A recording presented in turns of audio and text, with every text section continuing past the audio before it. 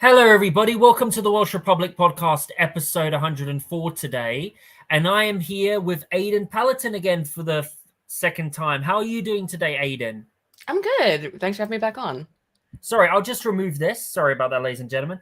But what have you been up to today? Anything much, Aydin? No, not today. As I was telling you beforehand, it's Wednesdays are my husband's day off, so we were sleeping in a little bit. That's about it. Nice. What do you like planning to do in your days off? What do you usually do? Well, it's not. It's basically over with my day off now. So I'll be hanging out with you here for a little bit. Then when he does wake up, because it's his like only day off a week, so he's sleeping in. We have to go over my new script. So you can help me write jokes for it because I'm not that. I used to write all my own jokes, but now I kind of outsource it a little bit.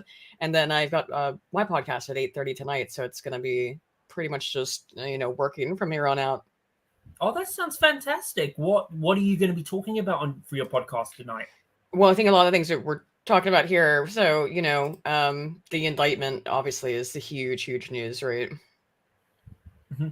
Yeah, it is very, very bad what is going on with the indictment and stuff. And I really think it's crazy. What else have you got planned for, your podcast and upcoming shows? Any new video that you have coming out for the audience to know about? Sure. Well, we're working on the script right now. So the work on the research is done. It's now it's make it funny and entertaining and then, record the audio and then edit the video. So still got a ways to go on it, but it's about the power of mere thought, how just thinking about somebody or a group of people are capable of creating entire fictions about another group of people. I'm going to be talking a lot about, like Jan 6 and the Nashville shooting that happened. I started writing this video. Anyway, I'm sure I talked to you about it last time we spoke, but I started writing it now over 2 months ago.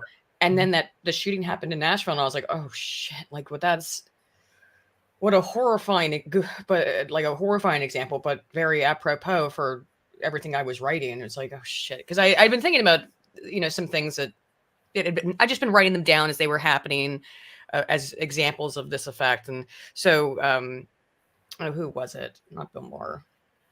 Bill Crystal had this ridiculous tweet where he said that if you remember the Russians or the Chinese spy balloon that was flying over the U.S. back when I started writing the script, he had said that if the spy balloon said, MAGA on it, that conservatives would be bowing down and worshiping the balloon. And it's like, it's a Chinese spy balloon. That's very, very true. And then another thing that's related to all this stuff about this mere thought that I thought was very interesting that I saw in the course of the months while I was doing other stuff and working on other projects. The other week, Anna Kasparian said, I am a woman, not a birthing person, not a uterus haver. She basically said that kind of thing. And then all the conservatives came out and said, like, well, good for you, Anna. Like Zuby and, et cetera. The people on Twitter responded to her and she just got so mad at them. Like, shut up, you. Rah, rah, rah, rah. She had a bit of a breakdown on the Young Turks, isn't it? Some people were actually saying, that maybe she's had enough of Kurt. Who knows? I think maybe she has or not, I did see the interview that she did do, with the Daily Wire, which was very good. And now she talks about how she was cancelled by the left recently, which was pretty surprising. Yeah, she got in big trouble with the left for saying that I'm a woman, not a person with a uterus. You're not a birthing person. And they were like, well, that's transphobic of you. Okay, whatever, but that's the thing. Like, but she couldn't deal with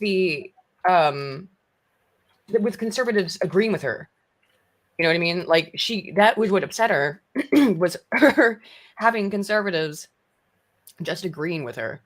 That was upsetting. And now this Nashville shooting thing has happened. I know they don't sound at all connected, but it's more about the way people were responding on Twitter and some of the things that happened after that shooting really sickened me. I mean, the fact that people were defending.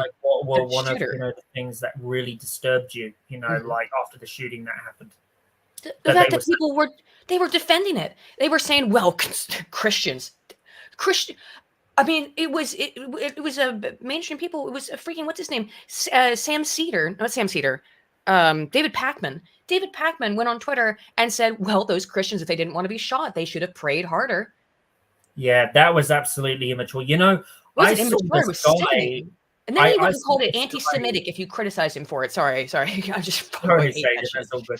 I saw this guy who actually said, apparently like that this shooting was like it was worse when this criticization of the transgender shooter was pretty much on the level of the crucifixion of Jesus. And I was thinking, what? Yeah, what ridiculousness. What like this, that's beyond hyperbole. I will try and find out when he said that. But yeah, it was absolutely ridiculous, for them to say that. Because how the fuck is that got to do with like someone who that's not on the level of the fucking, Jesus. Oh, so here it is. It says transgender presser, whatever you say it, compares the treatment of martialized Nashville shooter to Jesus being crucified. So yeah, freaking ridiculous, man. Again, get a grip. And it's stuff like that really sickened me after the fact, where I started looking into this idea of mere thought, and people can persuade themselves to, so thinking about the shooter specifically, right? That person started identifying as trans, I think, like 2 years ago. Started using the he, him pronouns. Yeah. And has been told, I'm sure, every day for the last 2 years plus of however long they've been identifying as had been identifying as female to male, that the conservatives want to commit genocide against them, because that's the exact phraseology that the left uses. And so they go out and kill a bunch of kids. I know, absolutely ridiculous. And that mostly comes from, because I remember in the UK, there's a bit of a scandal going on in the UK where they're actually banding, people, there's a bit of conspiracy theory going on that the transgender people in the UK are not being able to get like gender affirming surgery for them, and the treatment they do that in the US too. There's claiming that as well, yeah. And also, and they say it's transgender genocide, but there's actually no evidence to support that. That's just a far left propaganda, pretty much frame people and divide them. I mean, the real irony there is that if you look at there's various different definitions of genocide, but I think if you look at like the yep, that's true. But one of the forms of genocide is sterilization, and so I I have brought that up in the past. I'd be like, I mean, by some definitions, you are genociding yourselves. I'm just saying, like, because absolutely.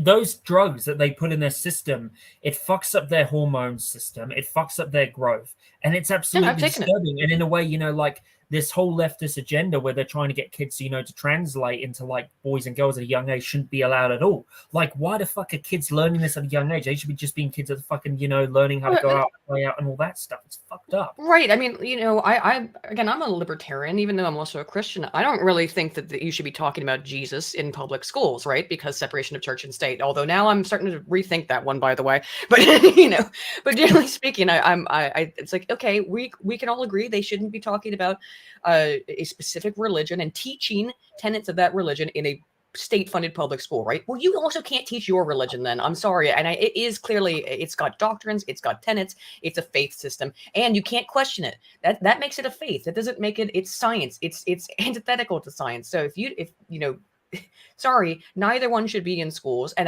it is bizarre. I mean, of course, the meme about it is that, gay people and transgender people can't have biological kids through their, usually speaking, can't have biological kids. So they have your kids. And it is bizarre that they get so, like, these lobbyists, these activists are so desperate to have access to children. And that's because that's how they, quote, reproduce, right? Is by telling kids about this stuff and getting into their, worming into their heads that this is what they want to do. And the other thing, you mentioned those drugs. Well, the most common drug that they use to prevent puberty in young people, males and females, is something called Lupron Depot, a drug I have taken to treat a disease that I have that's unrelated. And I lost like 40% of my bone mass when I took that drug when I was 21 or around that age. Yeah, and I still, like, saying I was sleepy. The other thing is that recently, the last couple of days, my bone spur has been hurting as I have a bone spur on my left foot. How did I get that bone spur? Have you been able to sort it out? Have you gone to the doctor to sort it out? Or the reason I have the bone spur is because after I started taking that drug, I just tripped off of a curb walking back from a class in university, and I shattered 2 bones in the left side of my foot. No, on my left side of my left foot. How many years ago was this? 10. and it still hurts sometimes. And there's the thing, like, it's called a Jones fracture. It's the worst.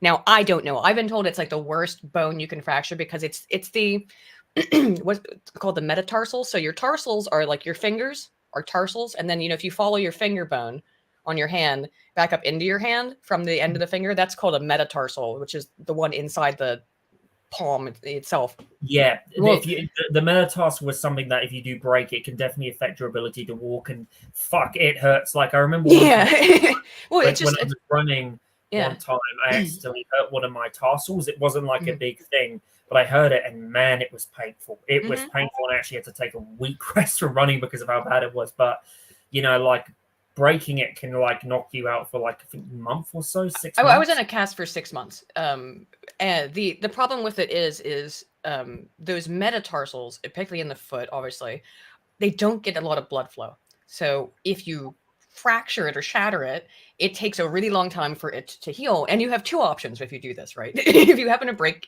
these bones in your foot, you have two options. You can be in a cast for like 6 months, or you can get surgery. My cousin once broke his same bone, Jones fracture, and he opted to get the surgery where they put steel rods into your foot.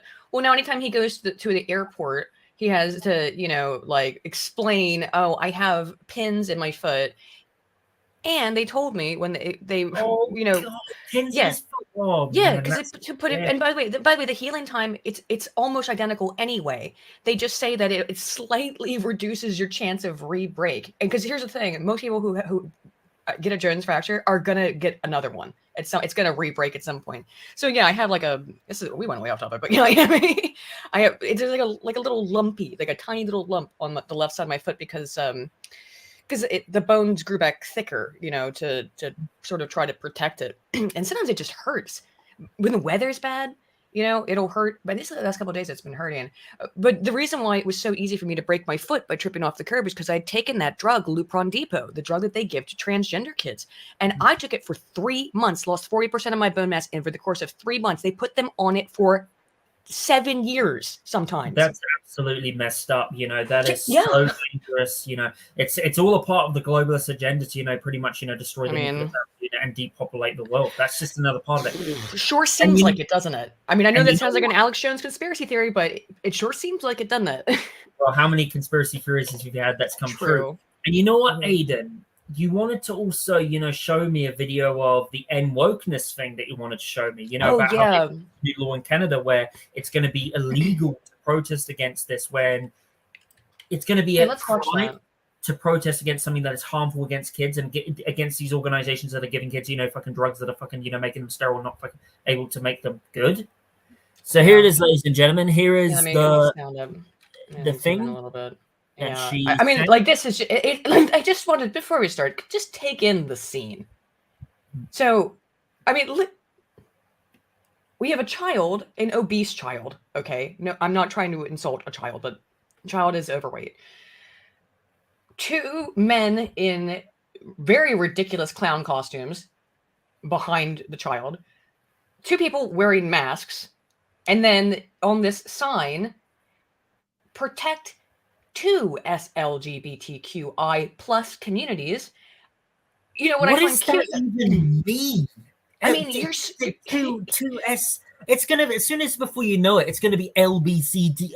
What the heck? Well, it's interesting that you put the 2S first. Aren't you prioritizing that? 2S stands for Two Spirit, by the way, which is this very specific Native American gender ideology that you have, 2 spirits of male and female inside of you. And then, oh my God, it's just, I mean, your acronym literally has numbers in it now. It's starting to get a little bit ridiculous. Anyway, I'll go ahead and play it. I can't seem to hear it. Can you hear it? No, I can't. Oh, okay, hang on. Maybe I can't play it through sharing my screen. Why not? Present? It should be fine. It's not playing. See, I never have used that's all good.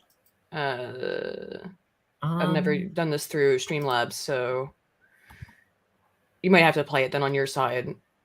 Sure thing. You can put it on my side if you want. Yeah, see if you can just that way people listening can hear it. And just tell me when you start and I'll sync up, or whatever.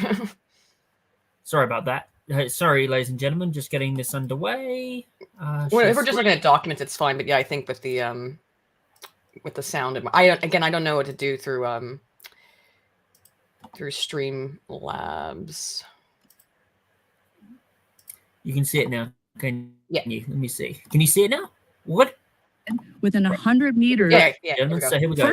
This is the new bill that they're introducing in Canada. Firstly, it enables the Attorney General to create a 2S LGBTQI+ community safety zone to prohibit within 100 meters of the property any homophobic, transphobic act of intimidation, threat, offensive threats, offensive remarks, protest, disturbance, and distribution of hate propaganda within the meaning of the criminal code.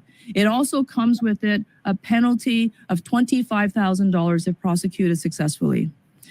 Firstly, that is okay. What the heck does that mean, by the way? Anything offensive? So what if I misgender you on accident? I can get a $25,000 fine? Is this just like for protesting outside the clinics, or protesting is this like anywhere you go, like in public or schools, or like, is that? I mean, I'd have to look more specifically at the legislation, but from the way that they described it, because I don't know how this person identifies, and well, at least I'm not Canadian, so I guess I can't get fined for it, but for misgendering. But it sounds like, yeah, that if you're but the way it was phrased was protesting or using offensive language, which are two different things. Like it's protesting. It's like right. What they do is like they'll pretty much make a law to pretty much change the agenda so they can find ways to find new people, and a $25,000 fine. Like, are you kidding me? That's even more fucking money than you get from fucking giving someone a smack or something like that, or assaulting someone.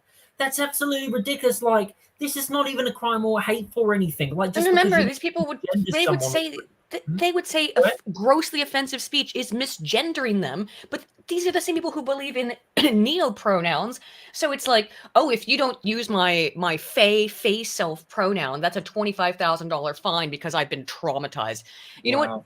This will be a little spicy. If that's trauma in the 21st century, if that in 2023, I think we need to bring back actual trauma a little bit so people can figure out how fucking lucky they have it that they're being traumatized. Would never survive back in the olden days of the dark ages. They would never survive. Even, I just think, it's because of the internet and the culture we live into, which has dumbed down people and, pretty much designed people to be like sheep, rather than, experiencing like them in real life. And like this, the new world order agenda, especially in countries like Canada and American liberal countries, and especially in the West, they're teaching their kids, that it's okay, safe space. They're teaching their kids to be weak rather than be strong individuals who think for themselves and like fight. It's just fucked.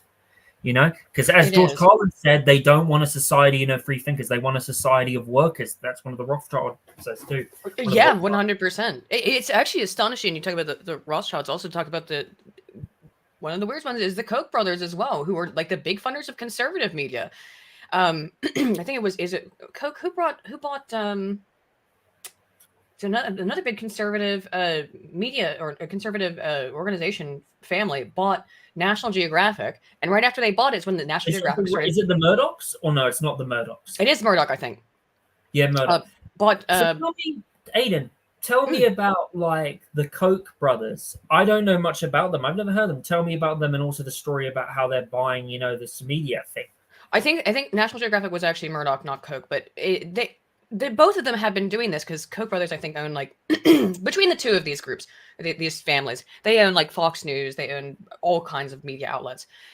After they started buying the National Geographic, all of a sudden National Geographic starts putting out things about these brave trans kids, right? And all kinds of woke stuff. And it as like, but wait a minute, it's owned by these conservatives. It's almost like it's rage bait. To intentionally, it seems a little bit like it's intentionally inflaming the war. Funny because culture war. In CPAC, for instance. Now, look, I'm not a fan of Nick Fuentes. I think Nick Fuentes is a fraud and he's a grifter. But at CPAC, they won't let Nick Fuentes in, and they'll be a bit hard, and they won't let Laura Loomer in. But yet they'll let a transgender person in, and the people, a lot of the people at CPAC will claim to be conservative, but yet they'll let a transgender person in, which is nothing against them, or a drag queen in, and then they'll let also. Yeah, it's not so much that it's a transgender baby, person. Think of Trump here, like a baby doll of Trump, but and like a leftist protest, but they won't let these other people. Just shows you how the hypocrisy of the right. You know, it's just absolutely ridiculous, Aydin, you know? I didn't know they wouldn't let Laura Loomer in. That's different, but because I've been to CPAC. I've been to CPAC with press credentials many years ago. Actually, like right after. No. Sorry, what I was meant to say is they didn't let Laura Loomer in. They didn't. Yeah, I was gonna say I'm surprised by that. She's done some weird stuff, I guess, but I know why they didn't let it. Well, the first year I went, which would have been 2017, I think 2017 or 2018. I don't remember which year was my first was the last time I went to CPAC. But I only went once. No, did I go twice? No, I think I only went once. I went to something else the next year. I don't think I went to CPAC the next year. But the year I did go, Nick Fuentes was there, and because I had at the time it was like I had press credentials. I was there with Hard Bastard, and I dyed my hair like real bright purple to look like the Avatar, to be recognizable. And I could tell that Fuentes was just because he like kind of stalked us a little bit, like that's creepy. Yeah, it was creepy. Like he was like sneaking around, like trying to check out because I think he thought that we were like leftist spies, me and HB. Because HB is like he's dressed like in a. I mean, no offense. I think he was wearing like a tracksuit kind of thing. Who's H3? Oh, Hard Bastard. HB, yeah, like he's a YouTuber. He does just news coverage stuff, and we dated for a while. And yeah, so we were there, and I like again, he's wearing sunglasses. He's got like a tracksuit on, and I've got my bright purple hair. We probably did look like leftist infiltrators, so I do understand that. But it was also really weird for him to kind of skulk around to like spy on us. I also thought it's my only interaction with Nick Fuentes, and I even like was like, oh Nick, like because I did recognize him even at the time, and he didn't respond. But I'm sure he probably doesn't even remember that now. I got weird vibes from him even back then, obviously. So, and I do understand maybe why CPAC doesn't want him around if he acts like that every year. And then like last time he was allowed to go. He started like a big thing with all the Groypers where they were like shouting and being disruptive. And CPAC is very there was something like that I heard, and they were being pretty racist, some of them like spreading far right propaganda, saying stuff, Jews this, Jews that, which is right. When he just recently threw a party and that party wasn't actually successful, the reason why Nick Fuentes, Right, and it's like just from my experience with CPAC, it's very, it is quite uptight. I can see why they were like, we do not want a bunch of kids running around here screaming about the Jews. Do you know what I mean? Like, it's not also, I mean, like you have really big, obviously Trump has been to it most years. But you've got a lot of big name politicians who go there. When you went to CPAC, like back in 2017 and 18, who did you meet there, and what would you say was the most, fascinating conversation you had with someone there?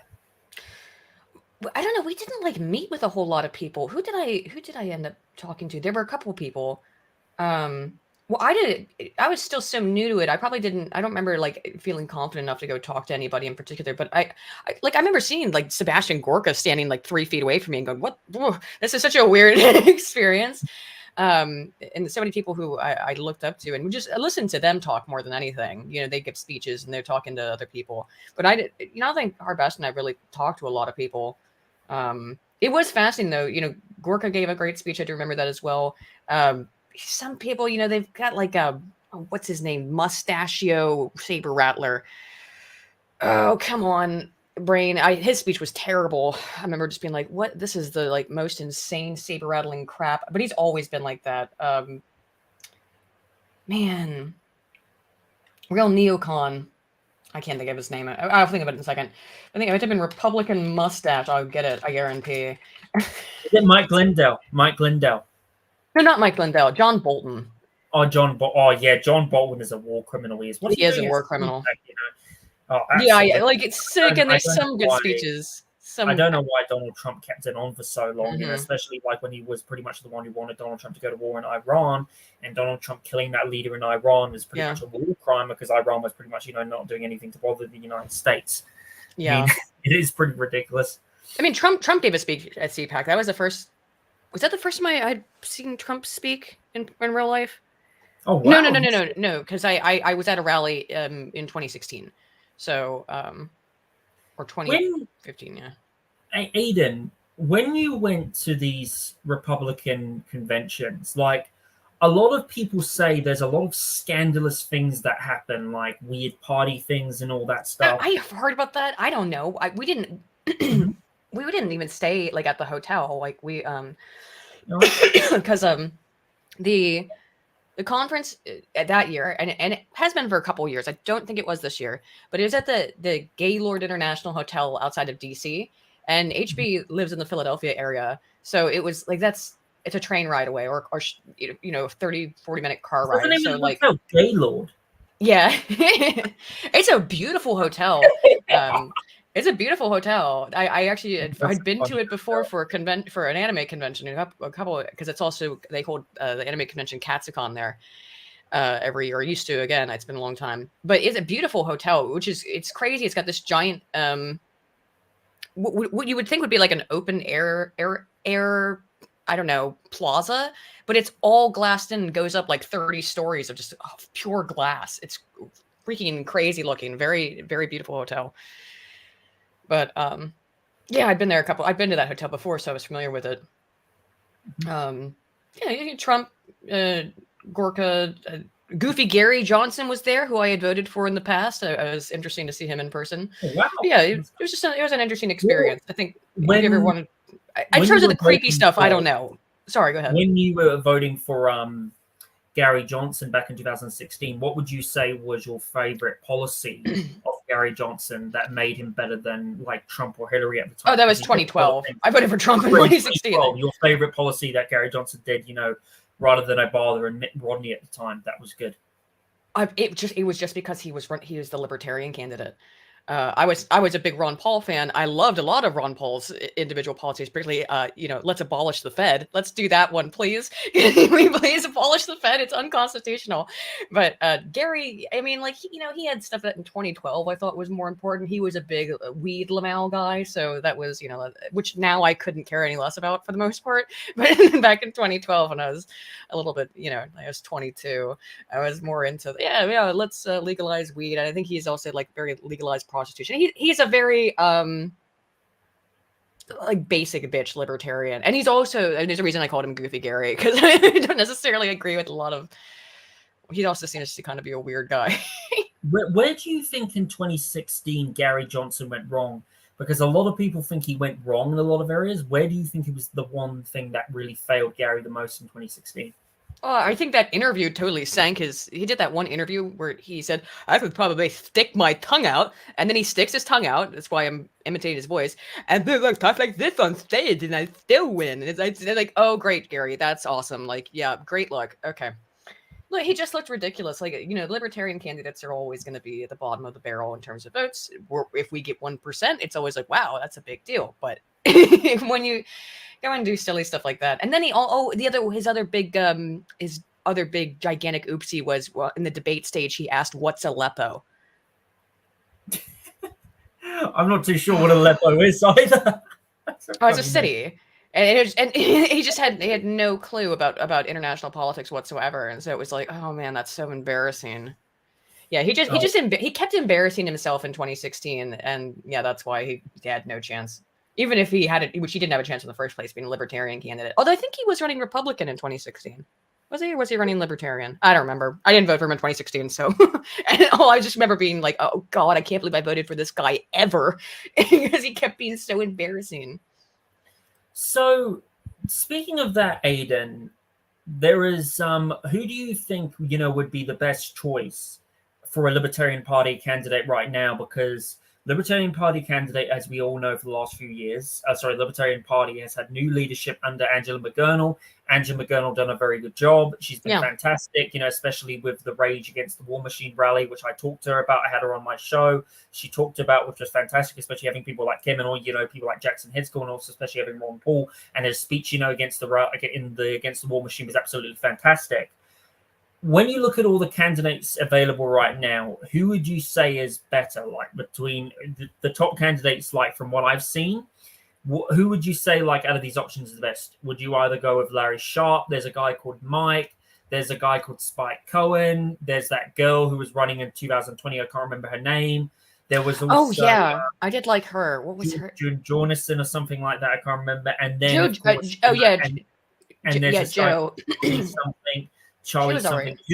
Who would you pick for a libertarian candidate, and who do you think has the best policies, and who do you think would be the best as the president of the United States out of any of them right now? And who do you think out of all the current libertarian candidates really showed and did the best, like out of any of them when it came to debating other candidates?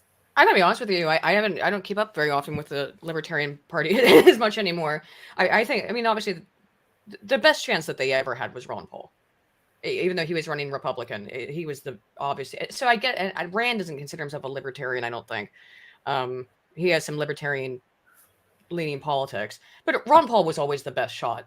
I don't know enough about the current leadership within the Libertarian Party proper, because I've also usually considered myself to be small L, not big L libertarian. So I'm not sure who's in leadership right now who would be good. I know they were very mad about Jo Jorgensen because she did split the vote in Arizona in 2020, I think it was, or was it Nevada? And it may have cost Trump that state. People were very mad at her over that, which is always the thing that libertarians are going to get, is that both sides will accuse the libertarians. If they could take even like 2%, then both sides, whoever loses, will complain about like, oh, these fucking libertarians, are taking 2% of our vote. Like, I don't relate. Well, the Libertarian Party does right out on a lot of the hypocrisies that, especially when it comes to Back the Blue and it comes to, a lot of things like the drug war, which is just, get what you mean. What would you say, Aydin, is the thing that has really divided the Libertarian Party? The real conflict that really divides the Libertarian Party out of any issue? In terms of big L libertarians, I don't know what divides them a whole lot in terms of, like, I think there is some of them that are very, very focused on social libertarianism and others that are focused on economic libertarianism. And that probably is the biggest divide, because you do have people who are just like Dude, Weed, Lamau. And, you're going to get people who are going to be more pro-abortion, but the more economically libertarian people often have socially conservative values and would find that kind of reprehensible, just make everything legal. So I think that's probably the big problem, and where you get a lot of disagreement amongst libertarians is social libertarianism versus economic libertarianism. And sometimes when particularly that social stuff comes heads to heads with people's personal morality. So I think that's probably the issue. You probably heard that a lot of libertarians right now, some of them from what I've seen, actually, agree with, kids, actually having, translating into transgender. And there's also libertarians that actually think that the borders should be open, but as a libertarian myself, I agree. I don't think the borders should be open, because in order to build a strong country, you need to have borders. If you don't, your country is just going to be a mess. And right, and that's been a thing for years with the lolberts because some of them, again, like it's that social libertarian stuff of like open borders. Let's let the kids transition, and if you've got any kind of socially conservative values, which many libertarians do, because again, if we look at the most basic sort of principles, it should be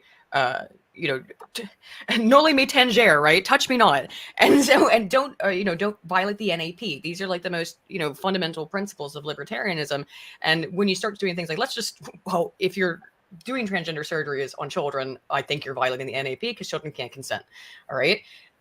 That's my opinion. I think you are performing a very serious surgery and not even if it's not surgeries, like I said earlier, taking that drug Lupron Depot can cause long-lasting, even permanent effects on terms of bone development, right? And children can't consent to that. And even some people actually lost their hair, when they've been on that drug too. It's like kind of like a cancer treatment a bit, which is absolutely ridiculous. Well, there's a couple of main uses. I think it is used sometimes as part of cancer treatment. Lupron is. It's used to treat the disease that I have, which is endometriosis. It's used to prevent puberty or halt puberty. If you've already been through puberty as a female, for example, if you've already been through puberty and you take Lupron Depot, it acts as a simulated menopause. So like I got hot flashes and stuff when I took it. This is how powerful of a drug it is. It will simulate menopause. Now, things went back to normal in that front when I stopped taking it. But it's a powerful, powerful drug. The other major use for it is chemically castrating pedophiles. Yep, that's what they used to do back in, the olden days. People. I think they still do. I remember in the Imitation Game with Bernadette Cumberbatch, the actor from, played Doctor Strange. You remember the Imitation Game? That was one in World War II, pretty much made the guy the one who's the person who made the first computer. And they were giving him, that treatment, and it was horrible. It just destroys your body. Alan Turing, And the fact, that these, people in these clinics, are giving these kids this type of stuff that can, that fucking pedophiles are getting is fucked. Well, that's one. It's so hard for me to get through to people sometimes. I'm I've been in a bunch of different medical trials to help find different ways of treating endometriosis because I have the worst. I haven't really had problems with it in a long time, but that's because I went through all this experimental shit. But I had to do experimental shit because I had the worst form of the disease. And I'm more than happy to have to deal with sometimes my bone spur hurts because I've shattered my foot so that we know more about these drugs and we know how they work. One of the leading Alagalix is a drug that's been on the market now for a couple of years that's used to treat pain associated with endometriosis. I was in the trial study for that drug. So I took that drug before it had a name, just called the Violet study back then, right? I'm more than happy to do that as an adult, right? I mean, as an adult able to consent. I was 18 or 19. I think I was a full ass adult when I started being involved in these chemical or clinical trials. Children can't consent to that. And if there's one thing I can do is having been a guinea pig and having been a guinea pig for that particular drug, Lupron Depot, is tell people, I know more about this drug than you do. It's particularly when these people talk about, my lived experience. I had someone bitch at me on Twitter the other day because I was talking about Lupron Depot, and they said, yeah, but do you have a study for that? Yeah, I do, by the way, if you would like me to pull out the studies. But excuse me, I'm talking about how I shattered my foot. No, I don't have a study on how I shattered my foot, you lunatic. I mean, some of these people on Twitter just... What would you say, out of all the Twitter, people, out of all the people you've debated, on Twitter about transgender stuff, what would you say is the most frustrating argument you had with someone on Twitter ever, on this issue? That one was pretty bad. It's really something to tell somebody who has taken Lupron Depot that they're not allowed to have an opinion on it. That one's really insulting. And it's not the first time I've been told that, not by that singular person. I get that a lot. I made a Twitter thread that went semi-viral about Lupron a couple of months ago, I think. And that one, it's just that one stuck with me, that one particular comment of being like, oh, do you have a study? No, I don't have a study for how I broke my foot. I don't, sorry. But it's ridiculous when these people are your entire contention is that the kids know inside of their souls. It's their lived experience. They know from the second that they're conscious that they're born in the wrong body. And it's well, then I should be allowed to tell my personal experience having taken the damn thing. Mm-hmm. It's so incredibly frustrating. And again, another thing that these people really don't want you to talk about is the fact that the uses for this drug, it is used, I think, in conjunction with some cancer treatments, and the other used to treat endometriosis, which causes simulated menopause, chemical menopause in women, and to castrate pedophiles. That's what they use this drug for in the vast majority of cases. They don't want people to know that because when you start talking about giving a drug that creates simulated menopause in women and chemically castrates male pedophiles to children, people start to go, I don't really think so. This goes into that video where you're making about the whole mind thing about people imagining thing. And when you mention, how they don't want to know the truth, how it pretty much messes up their brain chemistry and fucks them over. This drug is used, to stop pedophiles, from having feelings for kids, chemically castrates them. It's mostly because these people live in an illusion that is created by a society that has brainwashed them to live in, their own world, which is, the my truth, your truth ideology that is really an ideology that comes from pseudoscience that has really destroyed the West. And they live in their own illusions and they can't accept the fact, that they're right. And I think, that is one of the things that is the biggest cancer, with the West that's destroying it at the moment. Yeah, well, it's confirmation bias, and there's actually a lot of theories. Confirmation bias, it's filter bubble effects. One of the things that I was interested in when I started looking into this near thought theory, also called construal theory, is that it kind of flew in the face of a lot of what I would consider foundational research, even though it was being conducted around the same time.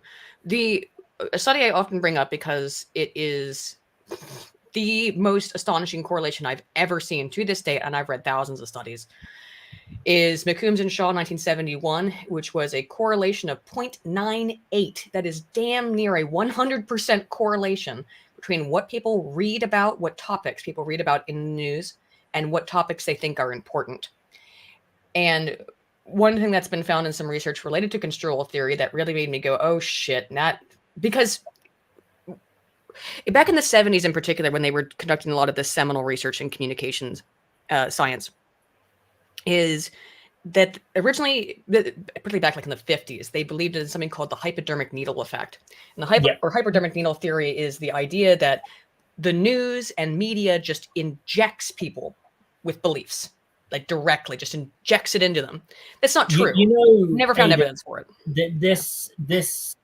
This comes into the fact, by a video that was done by Blackpilled. He's a very good YouTuber. I don't know why he disappeared.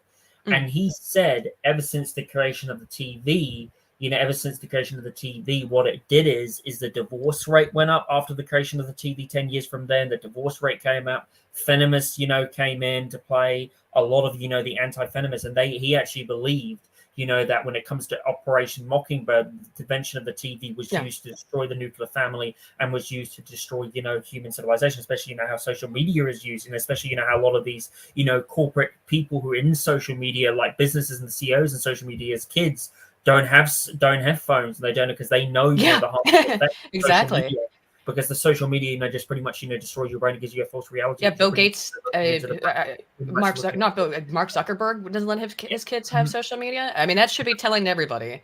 Yeah. If pretty much, looking into a box, that pretty much, is changing your reception. Because, I remember a long Well, there's a lot of research on that in terms of eventually you become, not what's the right word for it, desensitized. Yeah, and you require like that constant stimulation. I remember a long time ago, I watched a very good video. I can't remember what it was, but he brought up a really good theory and fact. And he said every time, like when you're looking outside, your brain is processing a lot of the awareness around, and you're seeing everything around you, and you're looking up, and then when you look into, like, for example, a television or a computer screen. Now, look, I'm not an expert on this, but he basically says it does something to your brain where it affects the neurons, where it completely will and it will shift your reality just like that to basically, the brain chemistry in your brain. So to think of that, if you're staring in like the freaking, phone or the laptop, that's going to increase, the neuron brain and the neuron chemistry in your system to make your anxiety go up. And that's the reason why, we've had so many disorders like anxiety get worse, and people like mental illness gets worse. That's why, people are not being able to socialize anymore like they used to, because it's affecting, the way they design their brain, how they react and stuff. It's just absolutely insane, Aydin. It's cognitive heuristics or heuristic processing is that we're basically made to respond to stimuli, and the television is stimuli, but it's not real stimuli. So, if you're watching a scary movie, for example, right? Like there's some interesting stuff there in terms of that research. Dr. Zimbardo, Professor Emeritus at WVU, man, come on, what's his name? Not Zimbardo, come on. Guy who did it, his name just escaped me right now, which is really bizarre, actually. He was doing some research though in the 70s where he was really interested in like why people watch horror movies, and he hypothesized that it was actually all a psychosexual ritual where men can be strong in the face. So you take the girl in horror. It's disgusting. I think he's right though to a certain degree, and research has since. Come on, it's Dr. Dolph Zillman. There we go. He may or may not have attached male genitalia to a machine to test for activation in response to watching horror movies, but and by that really I mean totally did. Right. But his hypothesis, right, which he did provide a lot of evidence for, is that we don't have a lot of ways for men to show that they're strong and brave in front of women in the way that we would have in a tribal, absolutely, in more today's primitive setting. in today's society, when everything is so worn out, and like how social media, just pretty much, stops men, and how, today's society just glorifies women and gives more women more power than men, and men just pretty much, get treated like shit, especially in the West, when the West is, turned its back on traditional values like the family unit and tribal things, then that's one of the reasons why, men, used to get respected back then. Men were more confident back then, because now, we're living in today's world where men, just because of social media, dating apps and all those things, it's just destroying, men's confidence. And when you have a society so much of it, society is going to be very weak, because women can do a lot, but at the end of the day, women can only do so much. You need a strong man, you need a strong mother. That's how it is, without them, Absolutely. But Dr. Zillman's hypothesis, which he did find evidence for quite robustly, something called excitation transfer theory, but a couple other theories thrown in there as well, is that because men don't have the same ways of showing their strength and resilience and toughness as they would have in like a primitive society, you take the girl to the movie theater. And they did all these research on it, where they would record the people's faces and stuff and watch their body language. And then the other person of the opposite sex that they were with was a Confederate. It wasn't another participant, like random person. It was an actor hired by the lab. So they would have, with a female participant, they would have a male actor with them, and vice versa. And when this is so fascinating to me, but I love this study. When the male actor with the female participant acted afraid of the movie, the woman didn't like the movie and didn't like him. When he was stoic and didn't react to it, she liked the movie and liked him. And the exact opposite with the men. When the female actor acted really afraid, they thought she was cuter and liked the movie more. And when she acted real stoic, they were like, nah, I'm not into her. And it's because it's horror movies in that way are, like I said, psychosexual performance of, look how strong I am, and I'm not afraid of this. Well, American Psycho, was a pretty good example of that. Oh, the other thing I wanted to say though about agenda setting and on hypodermic needle effect is I think I found the link there, which is, so we know that what people think, what the news reports on, almost entirely influences, and this study's been reconducted. Put it up on your screen to share it to everybody. Oh, I can get it real quick. Hang on, I do not have the current version of my script here, but agenda setting theory is a very classic McCombs and Shaw. Let's go 1971. But the only thing I know dates for are oh man, where is it on Scholar? Come on. Sounds like it's gone on holiday. No, it's fine. McCombs and Shaw. It'll find it better if I do it this way. This is a reprint. This is a reprint of it. That's not fun. I literally just looked it up like the other day to take a screenshot of it for my video. Why? Well, just trust me on it. Hang on. Source trust. Sure. Yeah, sure. Source, trust me, bro. Why can't I find the original? I mean, it's a chapter on it, but like, why can't I find the original citation? That's really weird. Anyway, I found it the other day. But the control theory thing, which is interesting, that relates to it, is that when people thought that an idea was a political topic was important in this control theory research. Now, remember, we know that the media affects what people think is important, not what they think about it. But control theory and mere thought effects instead implicate that, okay, so just what the news reports on doesn't change your opinion on it, but it does change what you think is important. And control theory literature has illustrated that what people think is important, they tend to ruminate on and think about more and more and more. And whatever they already think about it, and it can be based on small little bits of framing by the media, so that could be positively or negatively valenced, right, ends up creating self-inflicted persuasion and stereotype formation. So, for example, a lot of these studies, there's a woman named Kaylee Decker who's done a whole lot of this research on control theory. And she will, look, she's done, her doctoral thesis is on it, but she's also been involved in like 5 different huge, massive studies on it. So I've read all of them. And one of the very common things that they'll do in these studies is they'll say, okay, there's a group of immigrants. They're called the Maharanians or the Salabians, and they want to come over into the United States. Do you want to let them immigrate? And these groups don't exist. They're fake. So no one could have ever heard of them before.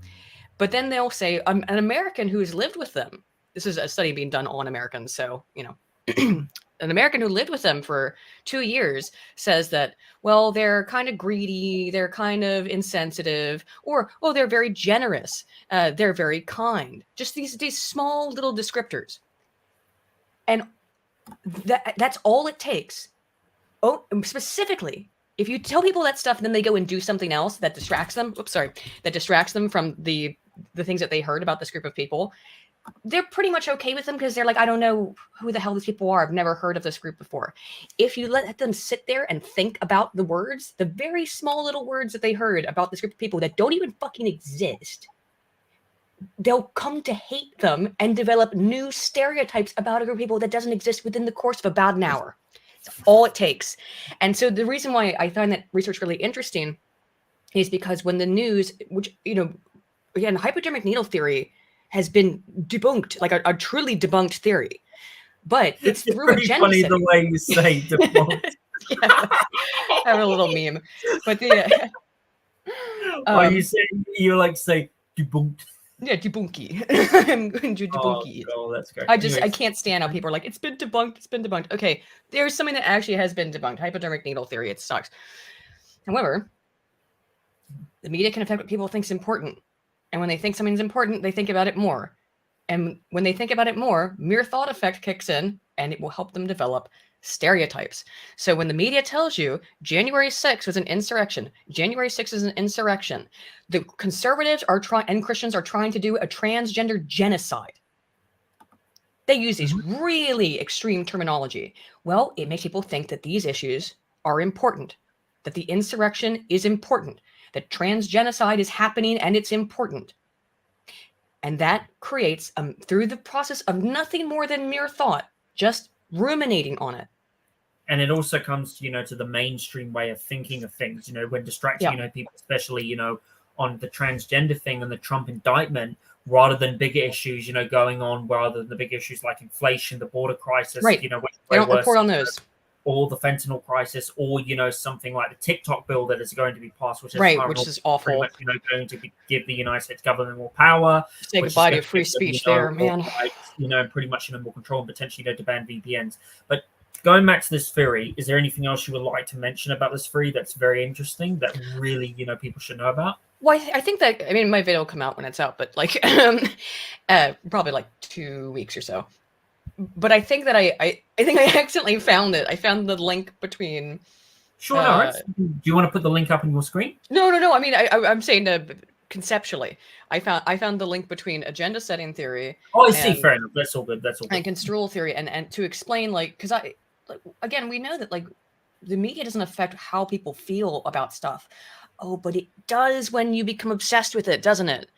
If they framed it in a certain way and then people become obsessed because they hear about it again, like you said, mass media, both Fox News, the more conservative side, and the definitely not CNN, are not going to talk about the fentanyl crisis, right, or the opioid crisis. They never report on that. Things that are killing thousands of Americans. Or the East Palestine, Ohio. Sure, that got memory hold. I guess just to let you know, they're also banning the water supply from, there too, because it's getting, too toxic. And, a lot of people say it might be getting old to talk about, but it's something we should talk about because this is pretty much into the worst environmental history. There's a guy, I know called Goodnight Mister, and shout out to him. He posted a really good point and he said, guys, everybody on this server, do not let this, issue go away because the East Palestine, Ohio thing is the worst environmental disaster in United States history, and that's why I always report on it every 2 days just to keep up on it.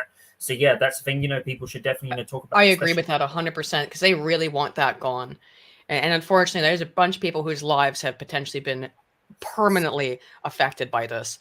And I know people getting a skin rash. There's also, people, being afraid to breathe. They can't breathe. There's also, toxins. And who's not saying, especially, with the chemical. I just, Aydin, I saw a video where the water literally looked like this complete squidgy thing. It was so yeah, creepy. it was all rainbow colored. That was, I forget, it was actually a politician went out there. I can't remember who it was now. I should recall. It was a senator. It was a senator from, you know, that from Ohio, area. I think. And like Savannah Hernandez went out there. There's also, you know, this guy called Scott Smith. I can't remember. He was talking, you know, he was actually testing some of the water, and he was on a Twitter space with like Millie Weaver, and Millie Weaver's done a video where she actually has, you know, her husband actually works in the train, works in the train industry, and he says, you know, it's absolutely crazy what is going on, you know, especially, you know, with the people needing to be evacuated. And like, and you know what's funny? There's some people from the CDC who went there and they've actually ended up being sick. It's absolutely insane, you know. I'm not, and with this stuff, I remember when they sent those people from the CDC.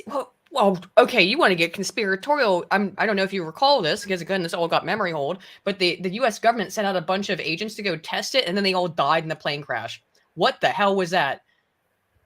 Wait, wow, I didn't know that. Where did you learn that from? Well, back when it was happening, I had a link for it, but let me go see if I can find it at East Palestine. Hey, Aydin, was I being a bit rude or something, or was I talking over you? No. No, that's good. Yeah, well, I didn't know that. How many days ago was this? Oh, okay. So AP News has to fact check me. Claim here, I'll put this up on the screen over here. Okay, plane crash. Look, I guess this got updated, but when I reported on it, it had just happened. So I can't actually see it on the screen. I can't see it on the screen. Oh, hang on. Let me redo my presentation thing. Share screen. Oh, because I can do it by tabs. I see. Yeah, you can do it by tabs as well. Let me just do the window though, just in case. Okay, so. The claim was 5 environmental scientists died in plane crash were headed to East Palestine.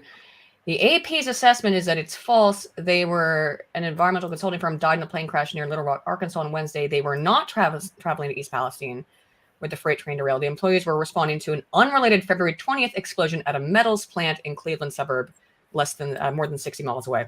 All right. So look, fake news, I guess. I'm not exactly, it's still really weird, right? Like, it's still really disconcerting. It's 5 environmental scientists died on a plane crash like a day after going to the same state, I guess. It looks weird. I would not be surprised. You know what? Knowing the creepy conspiracy theorists, I would not be surprised if they were actually traveling, you know, to East Palestine to investigate the thing, because they probably were very advanced scientists. I would not be surprised, because knowing these, you know, knowing how much the United States government lies, you know, they were probably, you know, testing and probably, you know, being aware. Fucking insane, you know. Wow, absolutely insane. And you know, when I look at like the disaster, when you look at like how they say, you know, the long-term effects, I also have a conspiracy theory. And also just to let you know that like with the whole thing, I have a conspiracy theory that this was actually done as an inside job to like help out, you know, the FEMA camps, and to help out, because there's actually a website that says in 2025 the United States population is going to be dashed like very increased, you know, very low, decreased, you know, to the point, you know, where it's half of what it is now. And I've been saying that for years. I have a theory, you know, pretty much, you know, where the United States government is actually using these Palestine, you know, to use these biological weapons. And these biological weapons, you know, they're probably using on the East Ohio Palestine residents are probably so advanced that they could probably give cancer, or probably give people, you know, different stuff. And, you know, knowing the CIA, they probably, you know, have weapons that are like, they've been able to do stuff, you know, like 30 years ago that we can do now. And who knows what fucking they're capable of now. It's insane. Well,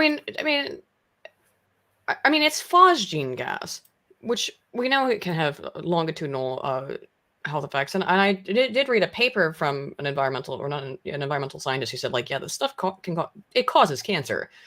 And you're not going to see that for a couple of years, but I think he said like 10 years, you're going to see it really bad, which is, I mean, horrifying. And I mean, there's obviously in my opinion, a depopulation effort. I mean, Bill Gates comes out and says it, as does the rest of the World Economic Forum. They're like, yeah, we need less people on Earth. Absolutely. And then they created this wonderful, fantastic, perfect vaccine that absolutely does what it's supposed to do and nothing else. And they administered it to. I'm being sarcastic because we're on YouTube. I see, fair enough. Well, yeah. The vaccine does work. The vaccine does work. It's fantastic. It's the best vaccine. It really is. You know, it's the best vaccine. It's a great vaccine. Perfect. Operation Warp Speed. Okay, thanks, Trump.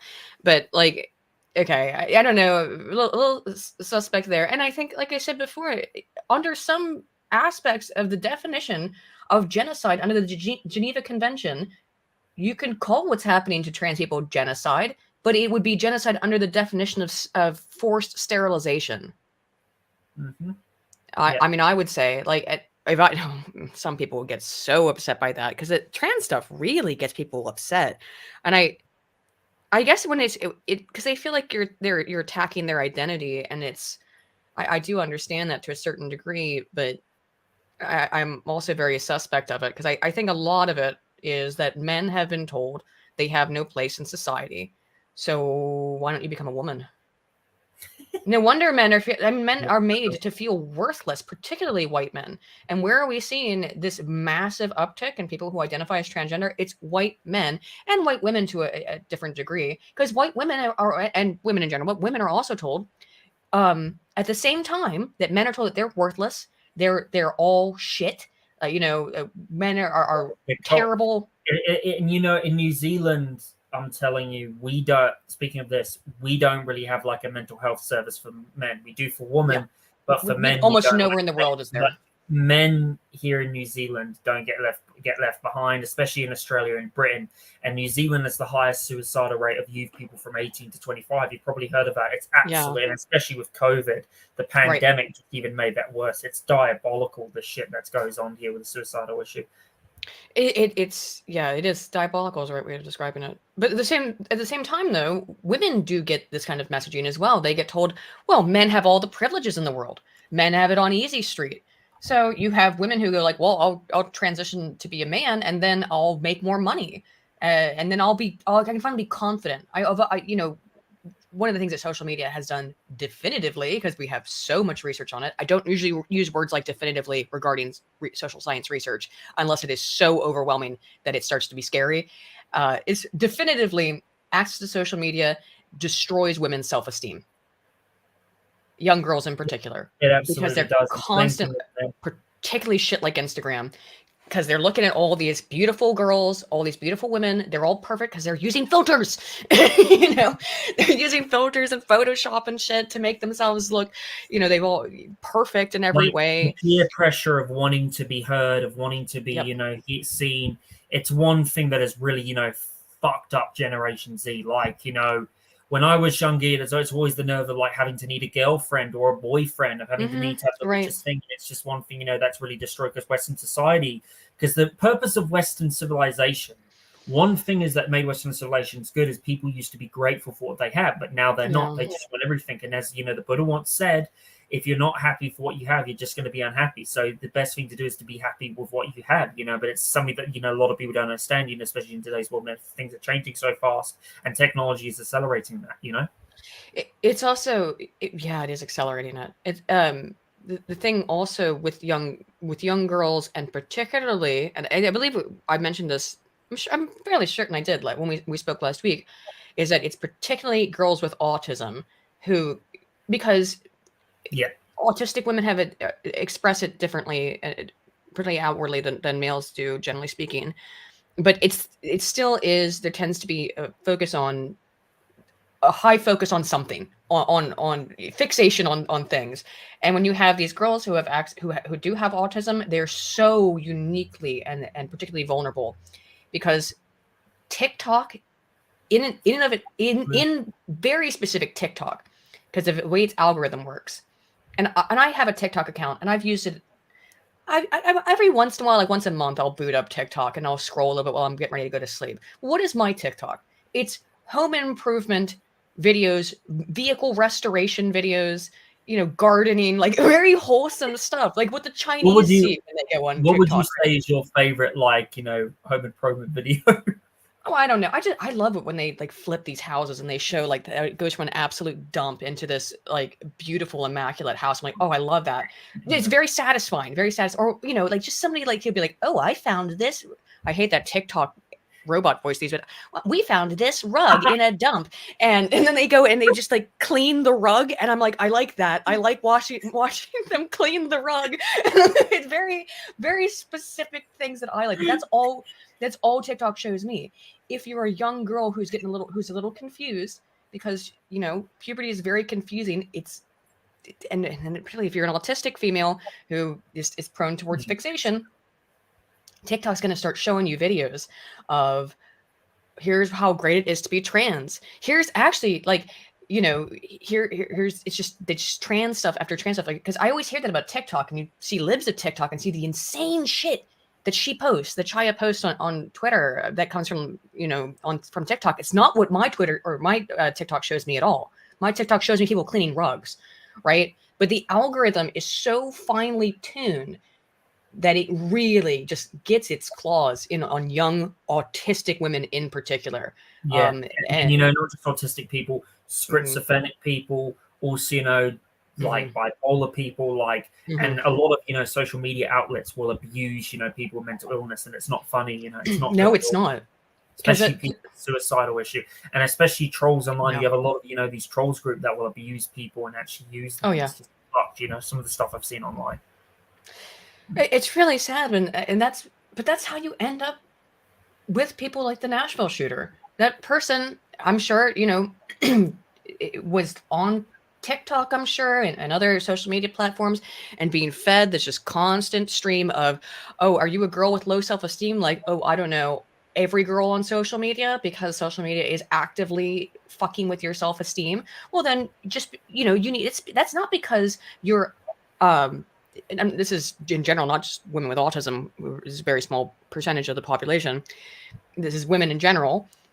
Oh, you have low self-esteem. You don't feel good about yourself. Like the vast majority of women actually who are addicted to social media. Well, and let me tell you the quick solution.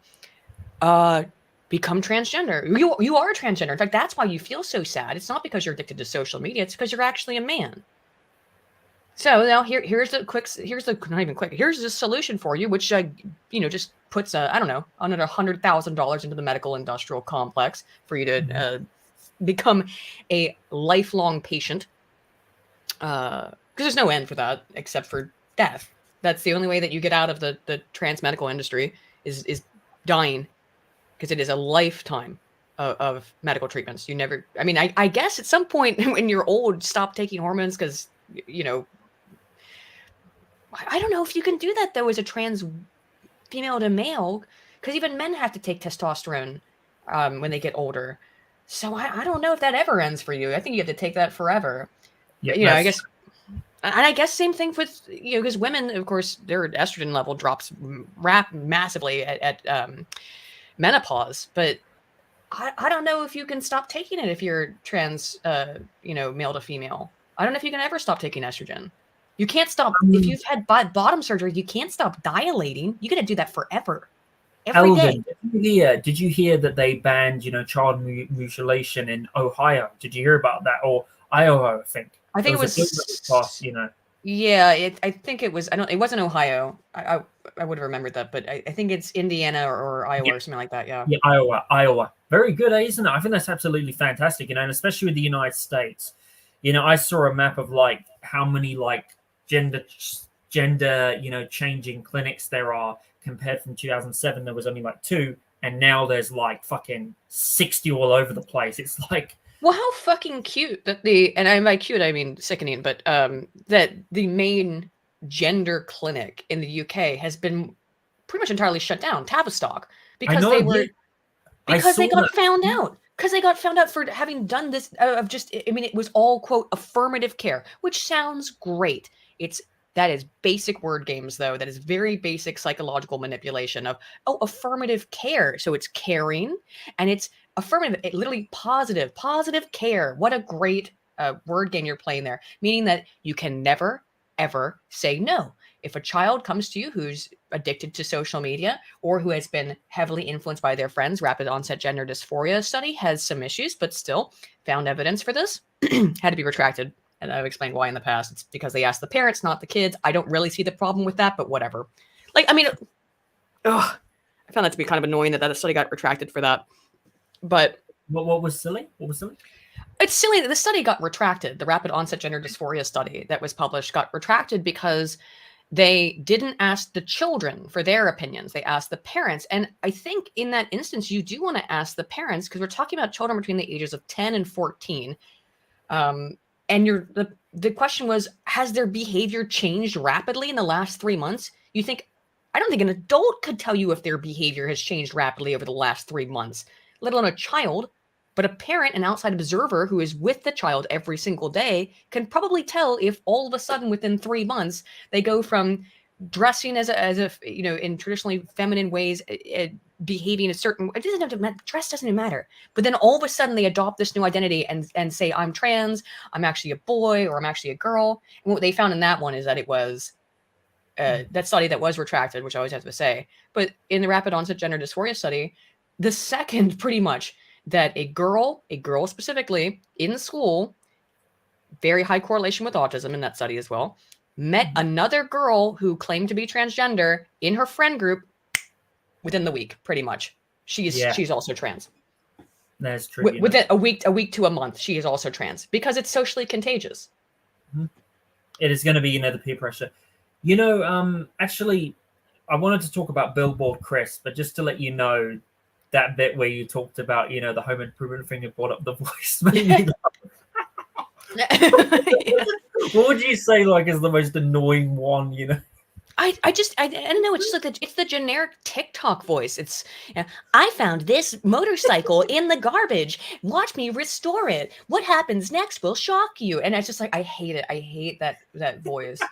Some of them are really, there's some stuff on TikTok that is so, it's this cooking rage bait. Because the other thing that it shows me a lot of is cooking videos. Because look, TikTok has just pointed at me and went trad wife, which I'm not, but it's like I'm going to show you gardening and home improvement and cooking videos, because that's what you clearly it's put me into a category, right?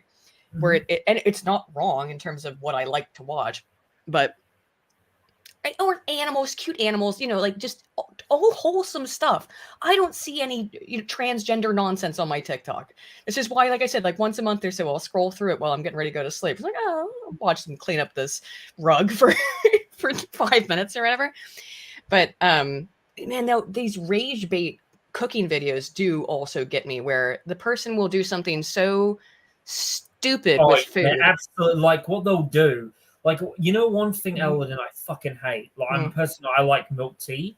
My God, you'll have some people who will put fucking waffles in a bubble tea and ice cream. Oh God, yeah. And I'm thinking to myself, how the fuck can you eat all that?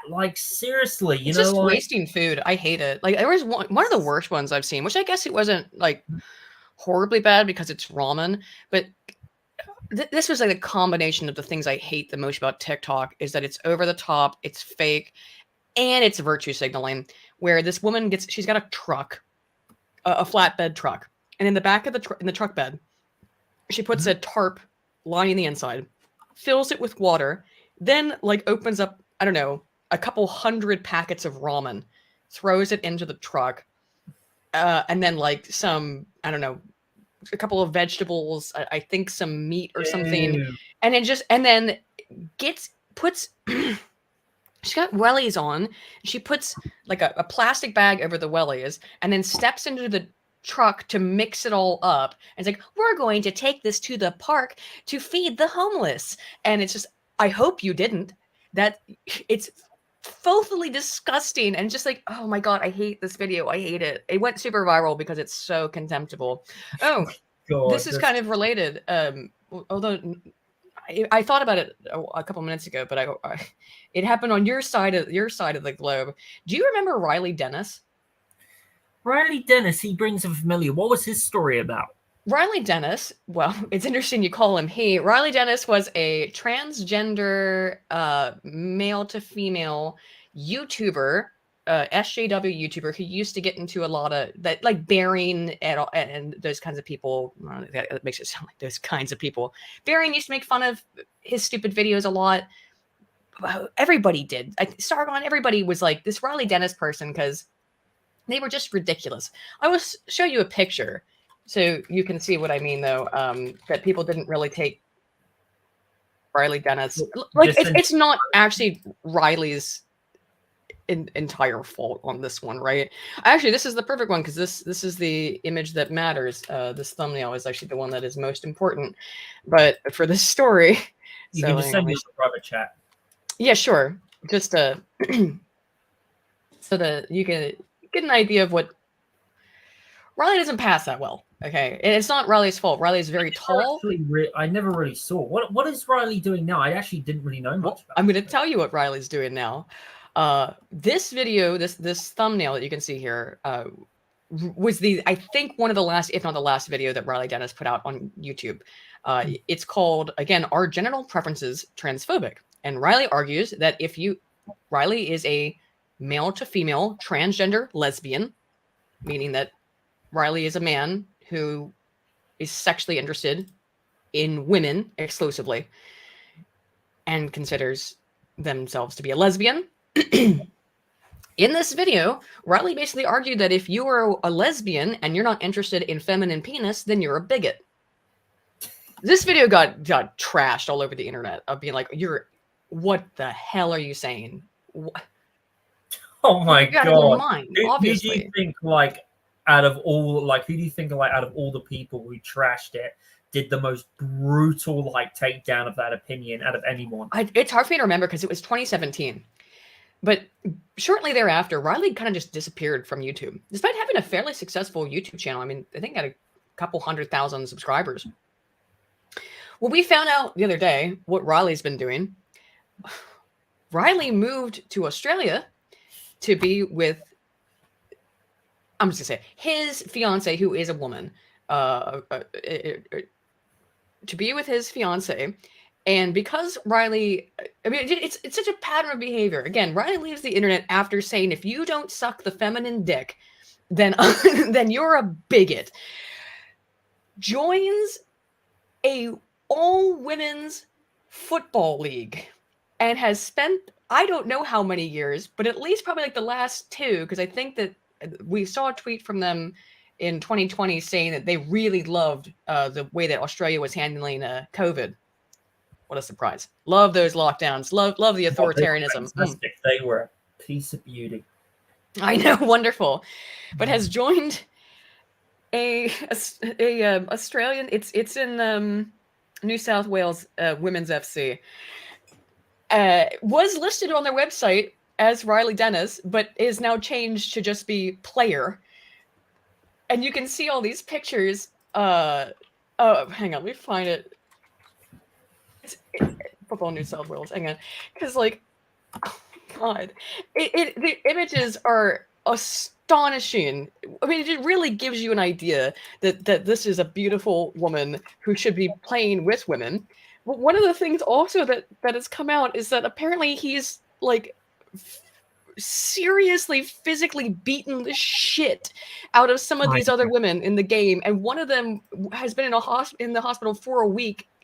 As of last week, and if you've been in the hospital for a week and they won't say what the injuries are that you received playing football, I think it's really serious. I don't think it's like, again, I don't think it's a Jones fracture. I don't think it's a sprained ankle. I think he might have beat their head in.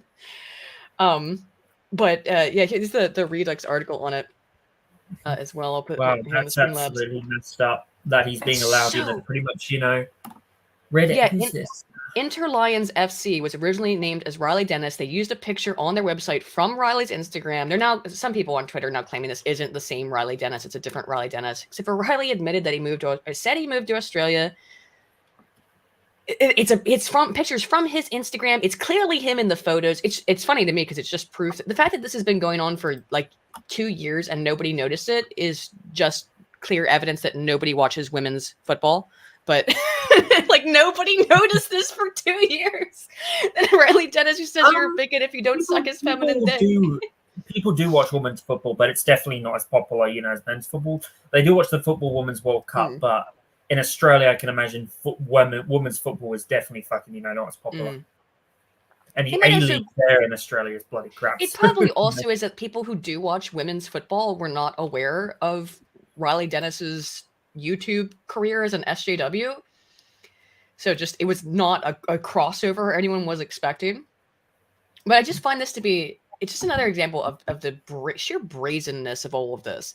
That I'm going to move to a foreign country and beat the shit out of women.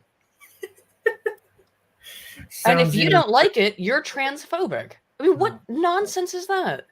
I know. What fucking ridiculous, isn't it? By the way, I'm not laughing, because it's funny to. Oh, I know.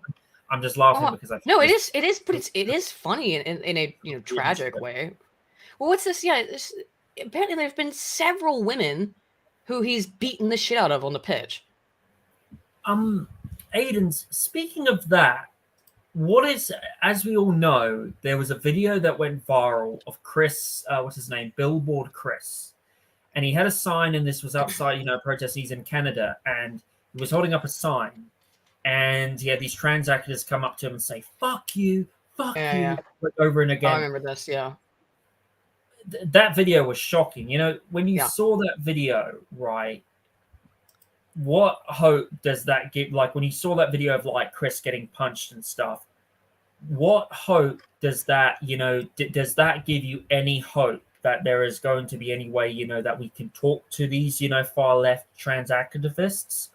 Or do you think it's just, gotten to the point where it's just gotten too extreme and there's just no hope? And seeing, like the case of, like, Billboard Chris and, Rosie Parker getting assaulted by what happened here in New Zealand.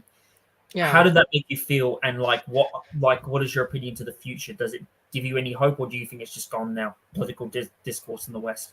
I'm not.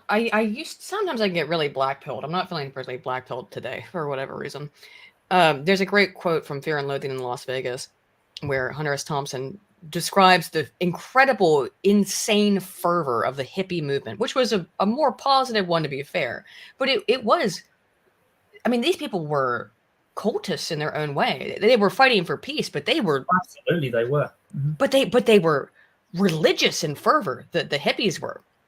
And he's in Fear and Loathing. He talks about how, if you stand on a high hill, you can go and see the high watermark, a tall hill. You can see the high watermark where their fervor reached its pitch. And I think that even though the hippies at least had a point, it got out of control in many ways. We're 100 times more extreme than the hippies ever did anything. They were putting flowers in guns and stuff. That's fine. I don't have a problem with that one.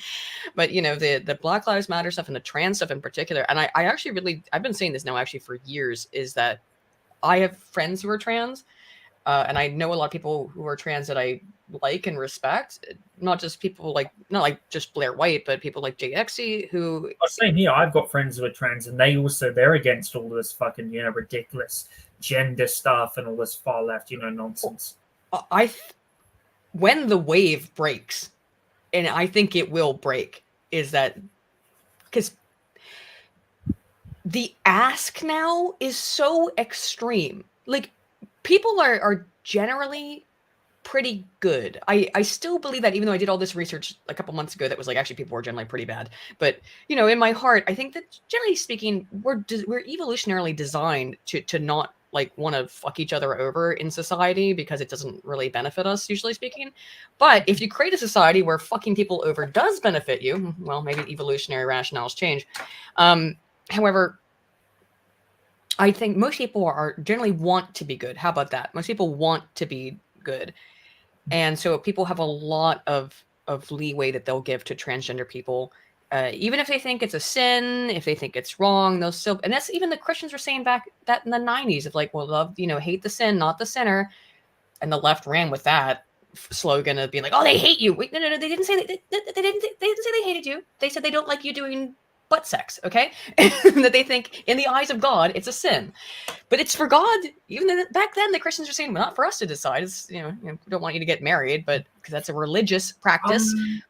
But, trying to get to my point on the transgender stuff real quick. No, it's going. No, it's. I think. That. Oh no, I just think after this shooting in Nashville, I think that's the high watermark. I think we're reaching the high watermark. People can't fucking tolerate this anymore. It's clown shoes shit. Continue. Sorry. Sorry, was I talking over you, Aydin? No. I was talking over you. I was saying to go ahead. So, of course, we're going to go into the Trump indictment thing, and of course we will, everybody. But there is something I wanted to ask you, Ed. So last night, I was talking to two of my friends because I watched a very good video by Shoe on Head, very good content creator. Is she left? Is she a liberal or is she in the middle? She's like a democratic socialist, actually. I think. Like democratic socialist. She lives in America, but she wants I think she might want UBI, but I think she definitely wants a social welfare net. I see. Fair enough. So as I was mentioning, Shoe on Head did a video, back in 2021 when she went to January 6th. And one question she asked, which really gets to the minds of conservatives, is should it be illegal to burn the illegal to burn the United States flag?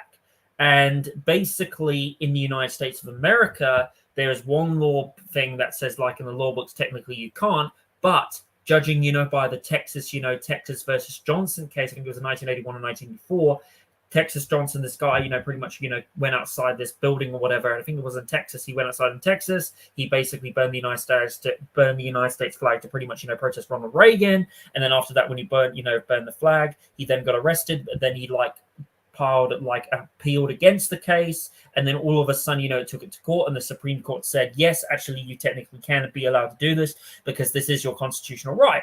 And basically he was allowed to do that. Now, Shoe on Head basically went to a rally. She went to January 6th rally, and she was asking Trump supporters, should you be allowed to burn the United States flag? Now, knowing that these people, some of them are patriots, some of them are very passionate, some of them have very big respect for that flag, that's fair enough. You can respect them. A lot of people, feel like this flag is very respectful, especially here in New Zealand. A lot of people here in New Zealand, we look at our flag and we think, a lot of people die for this flag, especially people in Britain. There's a lot of people who are very, for the British flag, especially in Russia or like other Eastern European countries. They'll be very. Oh, I get emotional at it. And I'm not. I guess. Sorry, Aydin. I was just going to say. Go ahead. Sorry. Shoe on Head basically went up to these people and asked them, and some of them unfortunately were saying, yes, you should be allowed because it is a constitutional right. But then all of a sudden people were saying, no, you shouldn't. This is wrong. This is bullshit. You should be hanged. You should be shot. You should be put to jail. Yeah. And she even asked that escalated quickly. And she even asked them, the follow-up question, what should the punishment be? And some of them were saying, should be shot, should be treason, you should be sent to jail for 10 years. When I was looking at that, it made me think to myself, a lot of these conservatives will claim to be for the First Amendment, but that when it comes to, like burning the United States flag, when in the United States, technically you can burn a United States flag because it's constitutional right, going from, the Texas versus Johnson case. And especially, and it's ridiculous because you'll have some conservatives who will say, it's okay to burn like a Black Lives Matter flag, but if you burn the American flag, you'll be sent to jail for 15 years. And then the left will be like, it's okay to burn the United States flag, but if you burn a Black Lives Matter flag, you should be sent to jail. Especially, how there's a Proud Boys guy, I think it was reported on the BBC in New Ohio, who burned, fucking Black Lives Matter flag, and he was sent to jail for 15 years, and the hypocrisy is absolutely ridiculous. And it makes me think to myself, pretty much when you look at that, occasion, how they speak, about the First Amendment and how they're pretty much, fighting. At the same time, people, pretty much, fought in World War II, to pretty much fight for the rights, to people to actually burn that flag. So technically it is a constitutional right, and it is a constitutional right. It's very hypocritical for conservatives to say they're for freedom of speech, especially when this is a constitutional right. And Shoe on Head, seeing that, it kind of, made me think the hypocrisy of the right and the left is just absolutely ridiculous. So, Aydin, when you look at the issue of like that, sorry if I went very autistic there. No, look, I talk very fast. I kept up with you the whole way, man. when you look at that issue, right, of like, now I'm sorry, I have to bring this in. Now, I'm meaning no. Now, when I say this, I just want to point out, before I ask this question, I understand there are American patriots, there are veterans in America, there are veterans in Britain who feel very passionate about their flag. And I absolutely respect that. There is nothing wrong against that. There is absolutely nothing wrong with being proud of your flag. But if there is a constitutional right for someone to be able to burn an American flag or to burn a Black Lives Matter flag, if it's their property, then yeah, sure, they should be allowed to burn that flag. If it's not their property, well, of course, they should be sent to jail because that's just typical, Now, Aydin, so when you look at this issue, like when you seeing that video of Shoe on Head when she did that, seeing like when conservatives say they're for freedom of speech, but then they say like stuff that if you burn the United States flag, you should be sent to jail for 15 years.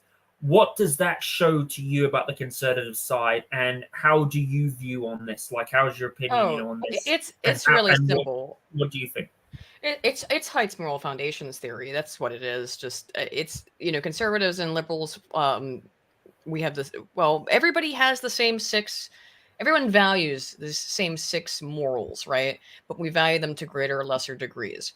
So it's authority, purity, loyalty, harm/care, liberty, and liberty. Yeah, that's it. Got him.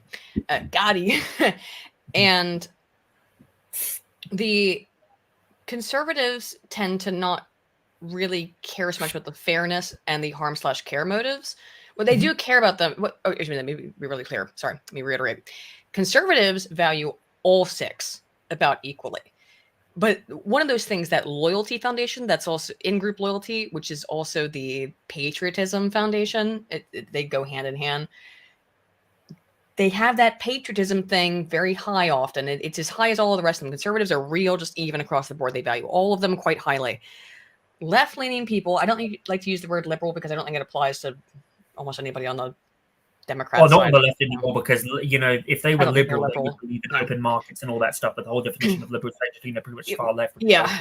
However, the terminology used in the literature is liberal, but I think actually it's more apt to say left-leaning. I'm putting that as a caveat, because if you go and read Jonathan Haidt's research, it will say liberal. I think left-leaning is more apt. The left-leaning people will say they only value two of the foundations, which is harm/care, so avoiding harm and caring for others. However, I think a lot of that is performative. And fairness, which is procedural or perceived fairness. It also, I'd like to point that out, it's fairness from their own perception. They have the reason why the conservatives get so freaked out about burning the flag is because it's a violation of their loyalty foundation.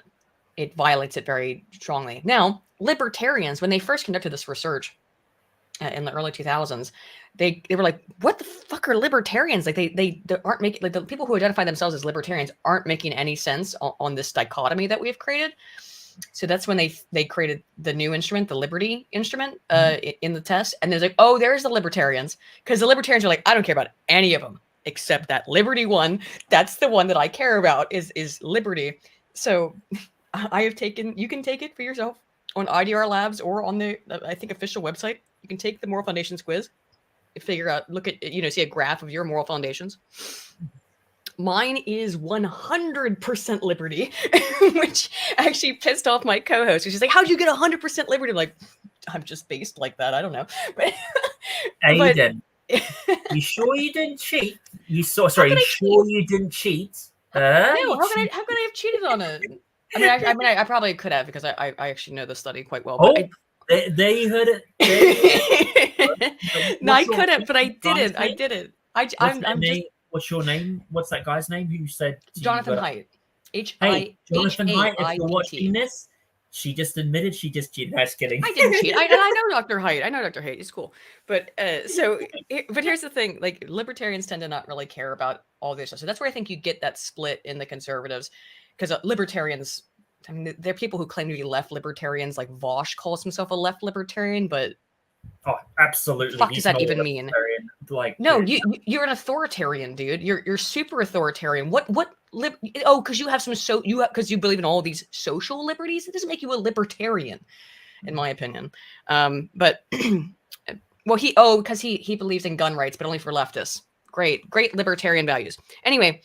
Well, I think where you find that stuff, where the people get so upset about it, is because it's a violation of their loyalty fund. Because they're like, I'm very loyal to my country. I care about my country, and burning the flag is a symbol of violating loyalty to the country. I do get it, by the way. Even though I'm a 100% liberty lolbert, I get it. When I get the respect for the flag stuff. Like, there's no reason you ever would have seen it, but every year there's a big show in the UK where they do a bunch of music's called the Proms, right? And a big music show. And one of the things they do is they every year have a different interpretation of Rule Britannia. They didn't do it. I think last year they have now nixed Rule Britannia. from this British nationalistic show. And that's what it is. It's just like a celebration of Britain. And now they won't even fucking play Rule Britannia anymore. But there was a great one. I remember my dad showed me maybe like 10 years ago now of this woman, singing Rule Britannia. And it was so fantastic. And I remember I was way before I moved to the UK. Great song. I also, really love like Land of Hope and Glory. Yeah. Jerusalem, Vow to View My Country. Those are great songs. Those are, actually, to be honest, Land of Hope and Glory should be the national album. It's much better. Well, God Save the Queen. I mean, I've watched rugby for a long time. And a lot of Welshmen and Scottish people say that God Save the Queen is a boring national album, even though no disrespect to the Queen, even though I'm not a fan of the Queen or the monarchy, but it is what it is. Yeah, I'm a monarchist, as you know. But I get that way about many things. But I remember my dad showed me that video from the proms back in like 2012 or something, and I was starting to cry. And it's like, but I 10 years before I moved to, or not that many years before I was going to move here, and I'm not technically in the UK. I'm in the Crown Protectorate, and being like just like tear comes to my eye about the that I respected that nationalism. Sometimes a tear will come to my eye if I hear Marsz Dąbrowski, the national anthem of Poland. Which I'm not going to. Yeah, that's very good. Are you a bit Polish yourself? No, I just think I like Polish culture. That's it. I just find it interesting. It's the same thing. Like when I hear the South African national album, whenever the Springboks are playing rugby, like that's a beautiful national, and even the Welsh national album. The Welsh national album, I'll tell you this. I heard the Welsh national album, sang by a black person in English. It was this black singer back in the 50s. Fuck, it was beautiful. It was like absolutely beautiful. I've never heard it in English. I was thinking, wow, it actually sounds like, in Welsh it's great, but I also think, like the Brazilian album is pretty good. The what else album is pretty good? Well, you probably actually did I even tell you this? Is that my family? I don't know if I told you this last week. My family's on my dad's side is all Welsh. Oh, that's really cool. Well, I do know that because Americans do have a lot of Welsh. Well, what a coincidence. Well, my grandmother spoke some Welsh, so like I tried to teach me a few words, but it's rough, hard to learn. Roughly, I speak Japanese, but I can't speak a word of Welsh. Eldon. So back to the question we're talking about. So, do you think it should be illegal, knowing the fact that it is a constitutional right to burn a United States flag? No, burn the flag. I don't care. Do you think it should be? Sorry. Do you think it should be a constitutional right, and do you think it should be illegal? I don't. Yeah, I think it should be legal as long as you're not hurting someone or their property. Again, I'm changing on this as I get a little bit older because also I became a Christian, and then I'm like, some of this stuff is degenerative, and I think that's why the society is the way that it is. Maybe we need to put some God back into things, but I generally speaking don't really care what people do as long as they're not hurting anybody else. I was telling you about this before we started, but I've had people just like months ago or maybe even years ago now on Twitter, people like screeching at me because I said it was sickening that someone was burning a flag, but in the context of what I was actually talking about, it was at like a BLM protest.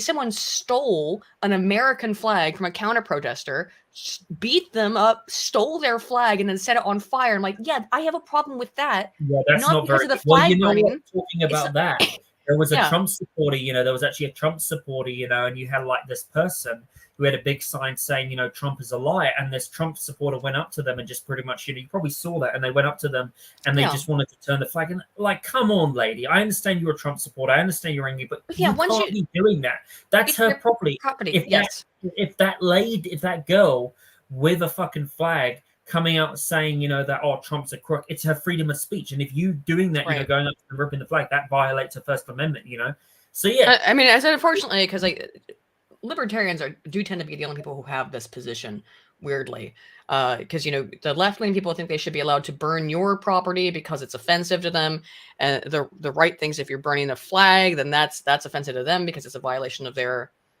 loyalty foundation. And then as a libertarian, I'm like, I don't care what you do as long as you're not hurting anybody or destroying their property.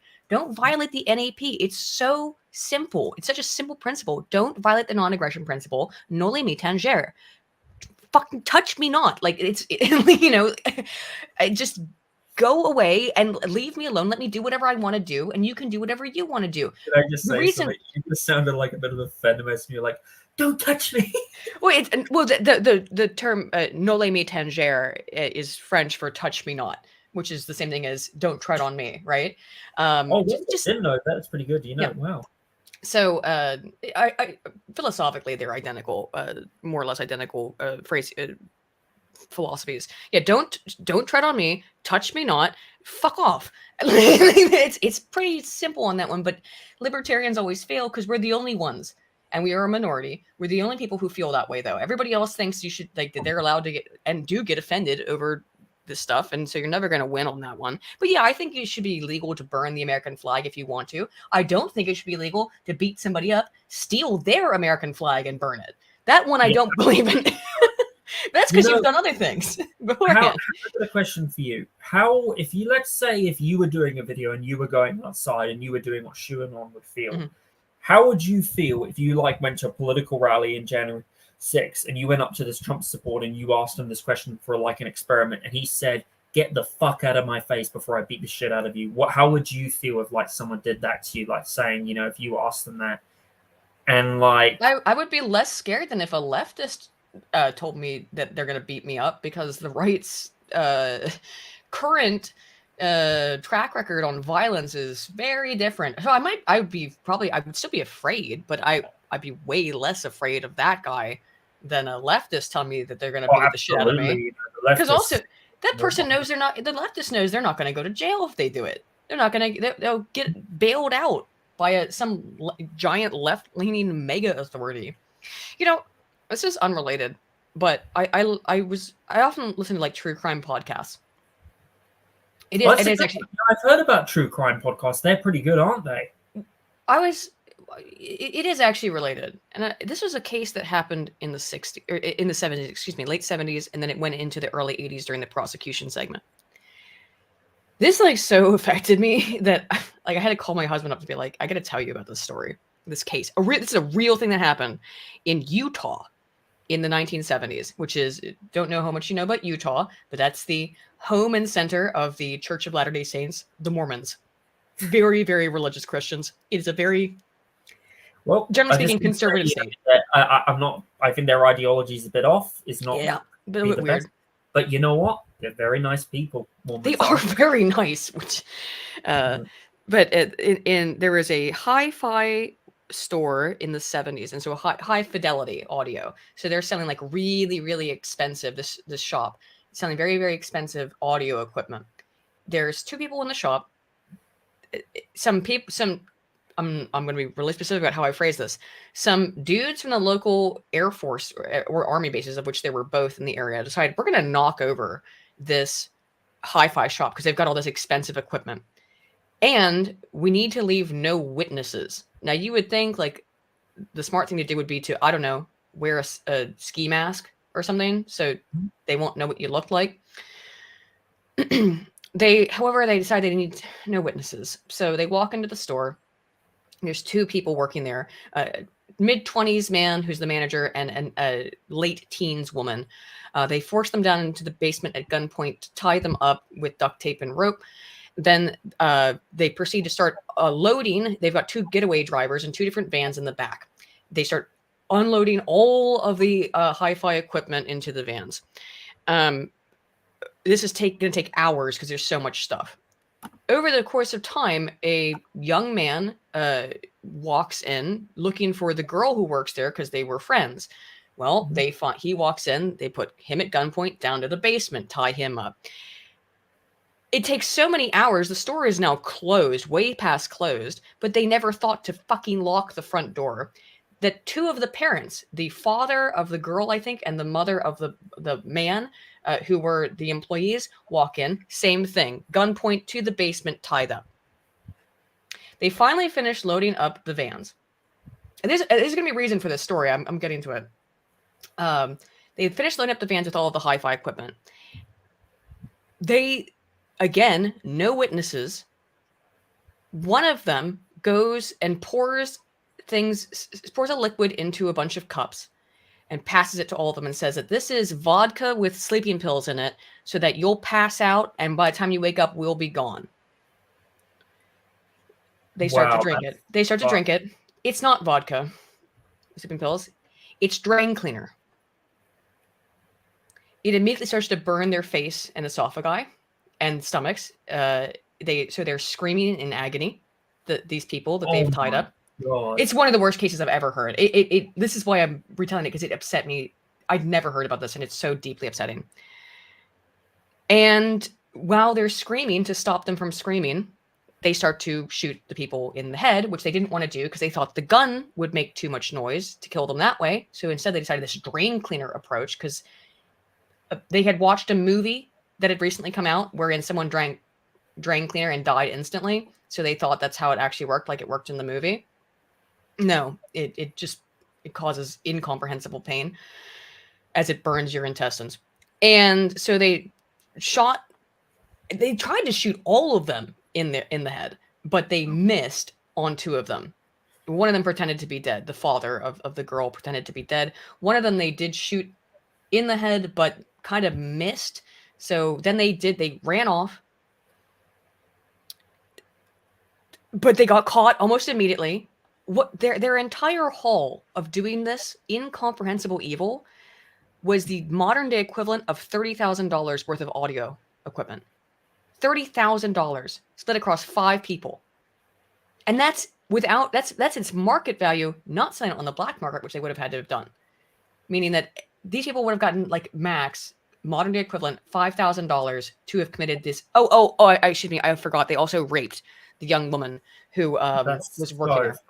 You know, while she had swallowed drain cleaner and was dying of intestinal damage. Now, oh my God! To learn that actually about dry cleaner, the fact that it can do that to you. Whoa, don't drink drain cleaner, you're dead. But 2 of the people survived. One of them, he had a bullet in his head and it was permanently brain damaged. But the father survived because he pretended to drink it and then acted like he had died. He was playing possum, but he survived to tell this story. And they caught the guys. Now, I believe, if I'm recalling the story correctly, all of them got the death sentence because the way that Utah law works is that there is no such thing. At that time, there is now, but at that time in the 70s and in the 80s into when they were being processed, because it took 15 years for this to be processed through the court system. The reason why it took 15 years is because the NAACP and the Civil Liberties Union, I believe it was, got together to argue that it was a racist prosecution. Have I said anything about the race of anybody in this story yet? No, I haven't, because it doesn't fucking matter. But the reality is that the guys who did this were black. They claimed that because that they were only being prosecuted with this shit because they were black. And that's why it took 15 years. Now, by the way, they did get the death penalty, and they're all fucking dead, which is great. I like that one. However, it took 15 years for this because of the NAACP arguing that you can't prosecute a black person for doing one of the most heinous crimes I've ever even heard of. I mean, but that's in the 1970s. We're 60 years later now, you know? And it's so much worse. For 60 years, that has been the paradigm of if you're in this protected class, it doesn't matter if it's skin color or sexual orientation or, you know, transgender identity. If you're one of these protected classes, they will literally fight for you and still do to get away with murder. It's been that way for half of a century. Mm-hmm. But my point in bringing it up is that this is not new. This has been going on for over half a century of if you have a left-wing ideology or can be used by the left-wing ideology, then you can do whatever the fuck you want. You can rape a girl and force people to drink drain cleaner at gunpoint.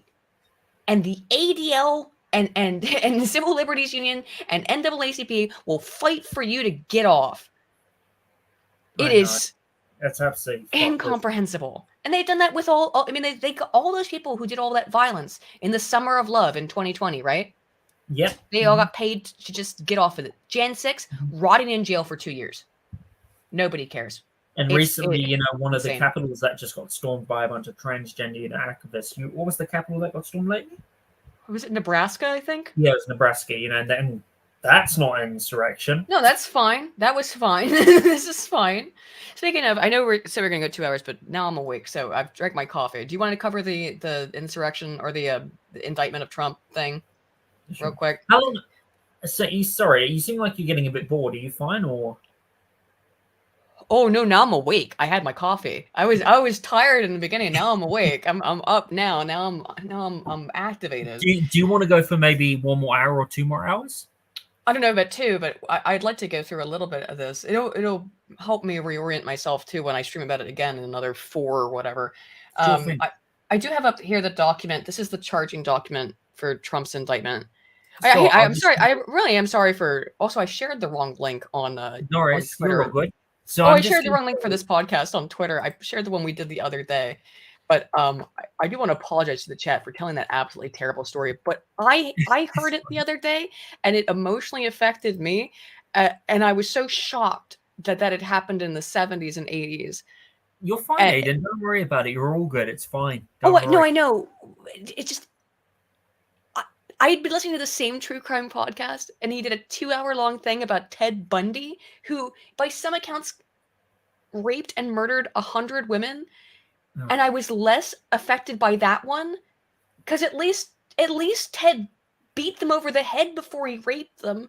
You know what I mean? Like, at least he killed them first. So it's like, okay, well, I'm not saying it's better, really, but that one, like, less freaked me out than that Utah murder where mass murder. I was like, oh my God,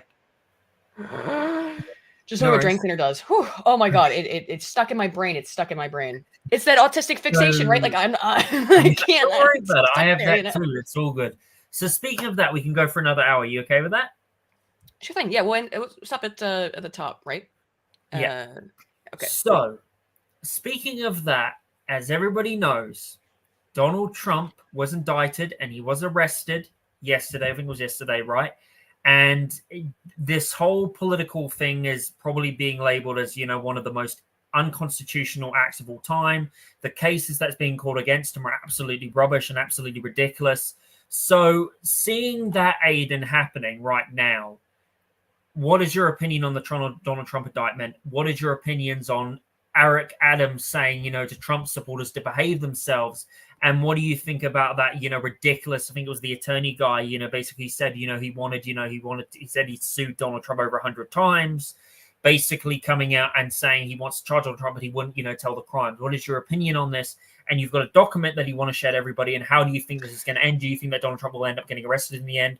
And what do you think about the gag order that's pretty much been put against him? That's pretty much, unconstitutional and violates his First Amendment. Well, I think Trump showed up. I mean, he's not been arrested yet because... Oh yeah, that's true. He hasn't been arrested. Mm-hmm. He has shown up though. He's in New York now. I think we just did a rally or speech last night, essentially, where he talked about it. And the whole thing, it is the definition of a kangaroo court. It is nonsense when you look into it. So here, I'll show my screen here, and I'm going to try to see if it works better this time so that I can actually play some stuff as well. Let me put the. Oh, that's all good. It didn't work on the when I did it with Windows, but I'm going to share my screen just for this is the document here. This is.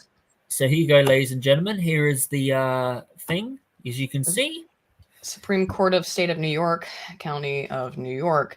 The grand jury of the County of New York, by this indictment, accuses the defendant of the crime of falsifying business records in the first degree, a violation of Penal Law 175.10, which I can bring up also. I'm going to put in New York. New York. Okay. So this penal law is, so falsifying business records in the first degree is a Class E felony, is what the law says here. Class E felony, New York. Let's look at prison sentence. It's like, I'm just Googling this. So a Class E felony is considered more serious than a misdemeanor charge. I had reported on this as a misdemeanor because largely it is a misdemeanor, but it is This is technically a felony, but it's like one upgrade from a misdemeanor, right? So a Class C felony can result in a sentence from between 1 and 5 years in prison. This is from the New York Legal Association stuff. Like, this is how 1 to 5 years. That's not what they're charging Trump with. They're charging him with the maximum of, I believe, 139 years. Yeah, which is fucking ridiculous. Saying they won't even tell you the crimes of it. 136. And I believe it's for 34 felonies, but there aren't actually even 34 felonies listed in the charging document here. I guess, are there? Do they go to 34? They do, but it's all the same thing. It is all, well, actually, it actually goes to, 34th. Okay. It's all the exact same law that they're claiming that he falsified business records over and over and over 34 times. So they're seeking maximum imprisonment. So I'm guessing, how did they get this number? Wait a minute. Look, I'm not good at basic math because I have dyscalculia, but calc. Okay. 34 charges times, let's say, maximum 5 years imprisonment is 170 years. So they're actually not seeking the absolute maximum for every single charge. Wow. Small miracles, I suppose, right? So I guess they technically could have sought up to 170 years. Who was the name of the guy who was being the clown that Donald Trump said, that should indict himself? Who's that guy's name again? Alvin Bragg is his name. He's the district attorney. So here he is. Let me see if you can you hear this if I play it this time? Hang on, let me see. Otherwise, I'll send it to you. Sure. Is there any sound coming through? Sorry, just going, where is it? The Alvin Bragg. I can see the Alvin Bragg bit. It's still showing the document. Oh, yeah. Hang on. Again, I'm not used to using Streamlabs for this 1 second. Share screen. Sorry, I just going to turn my camera off for a bit. Just going to stretch my elbow. Yeah, sure thing. I want to see if this works better. Yeah, I understand. Let me see. Can you hear this one? All right. Turning on my screen. Turning on my camera back on. Then there we go. Let's see if it's got. Is it playing or no? Yeah. Can you hear anything? You can? You can hear it? Can you start it again? Yeah, let's start over. You can't really hear this woman, by the way. Like, she's really, really low. But right. I can tell you what she says. It's here in the description. You can hear what she's saying. She says, the indictment does not specifically say what those crimes were, what laws were broken. And then you can hear DA Bragg's response. Because it's really hard to hear the woman asking, the reporter asking the question. Even I can hardly hear it.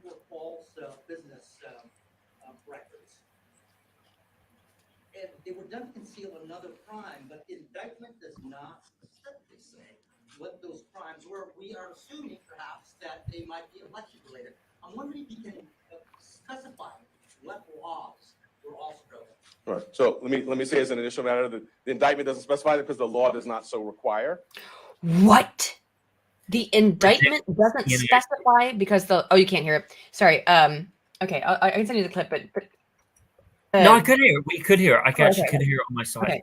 He said the indictment doesn't specify what laws were broken. I mean, technically it does. It's Penal Law 175.10. But that's a very broad law, like I said, which is that misuse of funds. It's fascinating that he would say, I don't need to tell you what law was broken. He should know what law was already broken. I mean, for goodness sake, he's a district attorney. What the fuck? You're charging him with 136 years and 34 felony counts, and you don't have to specify what law was broken? Yeah, that's fucking retarded. Well, he's obviously controlled by a bunch of globalists, who are fine. George Soros, and just to let you know, he's a George Soros attorney. Oh, they said, who was I listening to? Some loon. It was either David Pakman or the Young Turks or some of those people. I was watching someone else stream. I think it was Adam and Sedge, but who were reacting to it. Or might have been Hard Bastard. In that they were saying that to call him George Soros funded is anti-Semitic. Excuse me, what? Okay, that's fucking dumb. He is funded by George Soros, though. His whole entire campaign was funded by George Soros to the tune of millions of dollars, I believe. Absolutely ridiculous. And well, one thing I'll tell you this, Aydin. The one thing this shows to me, the fact this guy's funded by George Soros, and the fact he says, I don't need to specify, what laws are broken when. He should be doing that when he's the district attorney of that place, and he should be going on that thing, and he should be going on that press conference and telling to the people of New York what laws are broken, which is responsibility, which himself, he's violating his own job by not being honest and violating his oath. He should be going on there telling the people the truth of what Trump, violated, which I don't think he violated anything. I think it's just a fucking witch hunt.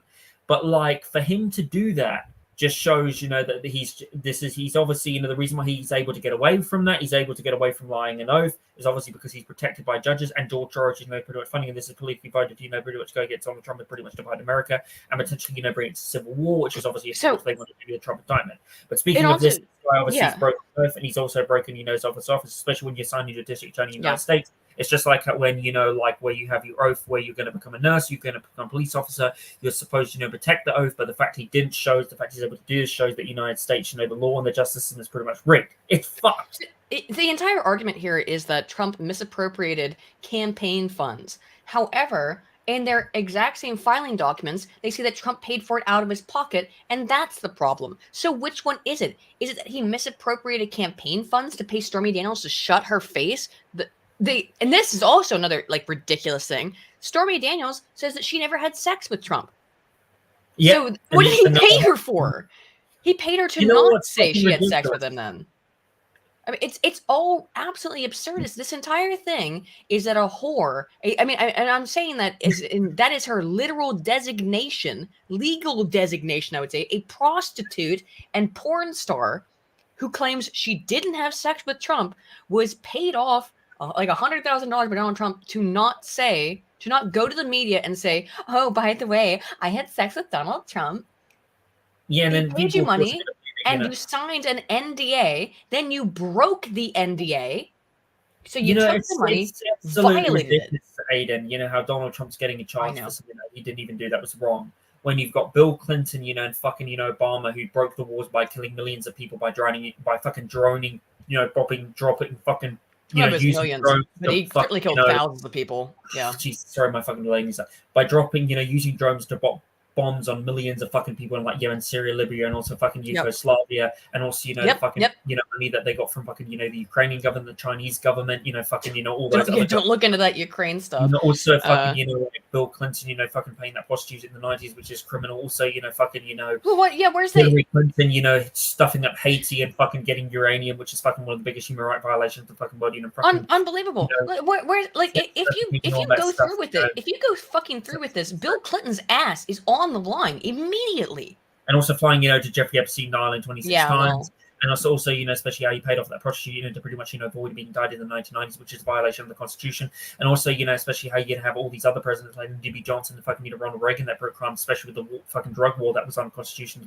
And it's so ridiculous. I know. It's so much. Pretty much, ignores all of this, especially, how they ignore the fact that the United States having a fentanyl crisis, having a housing crisis. It's pretty much, this whole thing is, Donald Trump, pretty much getting indicted is pretty much a distraction from the TikTok bill that's going to be passed, probably be passed. We don't know if the House is going to stop it, but it's pretty much tyrant horse that's pretty much being used by the elites as a stretch, to pretty much brain to pretty much distract people from the TikTok bill that is about to be passed. That's pretty much the TikTok bill is unconstitutional. That is going to give the government authority to get more control over Rumble, YouTube, and all that stuff, and to pretty much ban VPN, which is pretty much a violation of the Constitution. All of it's a constitutional violation.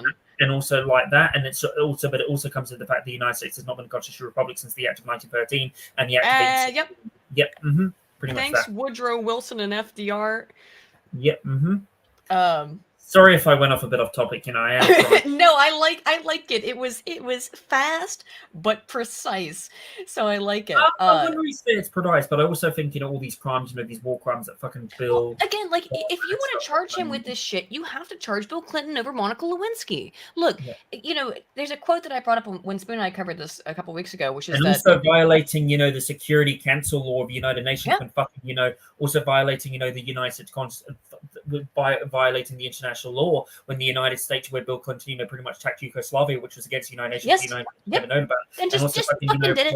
The Iraqi war, and also fucking, whether it's been, fucking Ukraine, Ghana, or fucking Congo, or fucking, Vietnam, or also against the Biden family used Ukraine as their personal piggy bank for nearly a decade. and now Obama, Clinton did, and all the other globalists. Ukraine has pretty much been a globalist, fucking thing. And you know what? Coming into this, sorry I have to do this, Aydin, but I'm just going to bring up a fact, So I saw, these are facts I got, by the way, just to let you guys know, I got these facts from Fair and Balance. Fair and Balance did an absolutely fantastic post she shared, but this is what the post says. I'm not going to try, and say anything, but this is what the post says. The post that I posted, by the way, thank you, Fair and Balance, for this post. Respect you. Sorry if I'm talking over you, but I'm going to try and do it. So this is what the post says. In this post this is a post that I posted on Instagram. I'm not going to show it online because I just want to say it. It says here, the American empire has done it. With everything that is happening, with the dollar about to die, the political division in the country, the American political division is so divided right now, it's pretty much going to fall like Rome is. Facts to back it up. The mainstream media going to indict Donald Trump, and the fact is they ignore the fact that America's $31 trillion in debt. There's a fentanyl crisis, immigration crisis, train demand crisis, uptick in crime, major crime crisis, major, expect to see, decline wherever it has to do, with the illegal whether it has to do with the illegal sticky things, it has to do, with chemical poisoning, chemtrails, and also, that degrading, house market, 59 million people unemployed, which is probably more because they don't actually report the figures. 12 million, children struggling with hunger, which is probably more because they don't actually report the figures, especially, in streets, towns with there pretty much. 37.9 million, Americans living in poverty, which is something pretty much worse. 6% inflation rate, which is actually more inflation rate because I was speaking to this guy, Red October, who pretty much said to me that the red, inflation rate, that they actually don't know how to. Well, they're misreporting the inflation rate intentionally to run defense. Yeah. Fair enough. And also, I was going to point out, 41 of Americans have debt caused by, military bills. Fifth, and also other interesting facts. Fifth, medium in household income. Ninth in literature. 10 in education. 10 in audio GP, which is probably even worse, especially with Brits coming. 11 silence. 19 in person index. 31 in maths. 38 out of OECD inventory mortality rates. First in it, and also other interesting facts. You also have, first in military spending, which is obviously to do with the military industrial company, Federal Reserve, which comes with the Act of 1913. It also, have the number one country, in the number one, country pretty much. Our military spending is going into transgender gay programs. Prison, which is number one, prison industry in the whole world, number one, the amount of people in prison, which is in the United States, which is pretty much, one of the reasons why the elite, pretty much, we are a prison state, pretty much, putting people in, to jail for the most ridiculous thing of marijuana. So that's pretty much the reason why they made, marijuana illegal, because they could pretty much. Not just marijuana. They actually they didn't just make it illegal. They introduced it into the black community to imprison black people. Yeah, that's it. And also just to let you know, the first, highest, prescription of drugs, first in overdose. And facts, those are the facts that Fair and Balanced brand. Now, facts to back up the American empire collapsing. For example, these are the dates, that have led to what we have now. Sorry for speaking over you. I just want to, let this out to people. No, go off, King. So, for example, the dates of the event that led to this happening. The Act of 1871, which created, I'm going to try my best, folks. Sorry about this. I'm autistic. I might struggle with this. Go off. Dates that led it to happen. Certain dates that led it to the United States, empire collapse, even though it was not an empire, it was meant to be a constitution. Dates that have led to this happen. So first, the Act of 1871, which was pretty much, an act that, was done when the United States in the Civil War in 1865 to 71. After the Civil War, the United States was pretty much bankrupt, and they went to Rothschild and Rockefellers for help, and then created the District of Columbia, which is a legal occupation outside of the United States government. That also, the District of Columbia is used as the military capital of the world. Also, when you go to the Greater Bank of London, which is pretty much, the greater. DC's got all its own laws.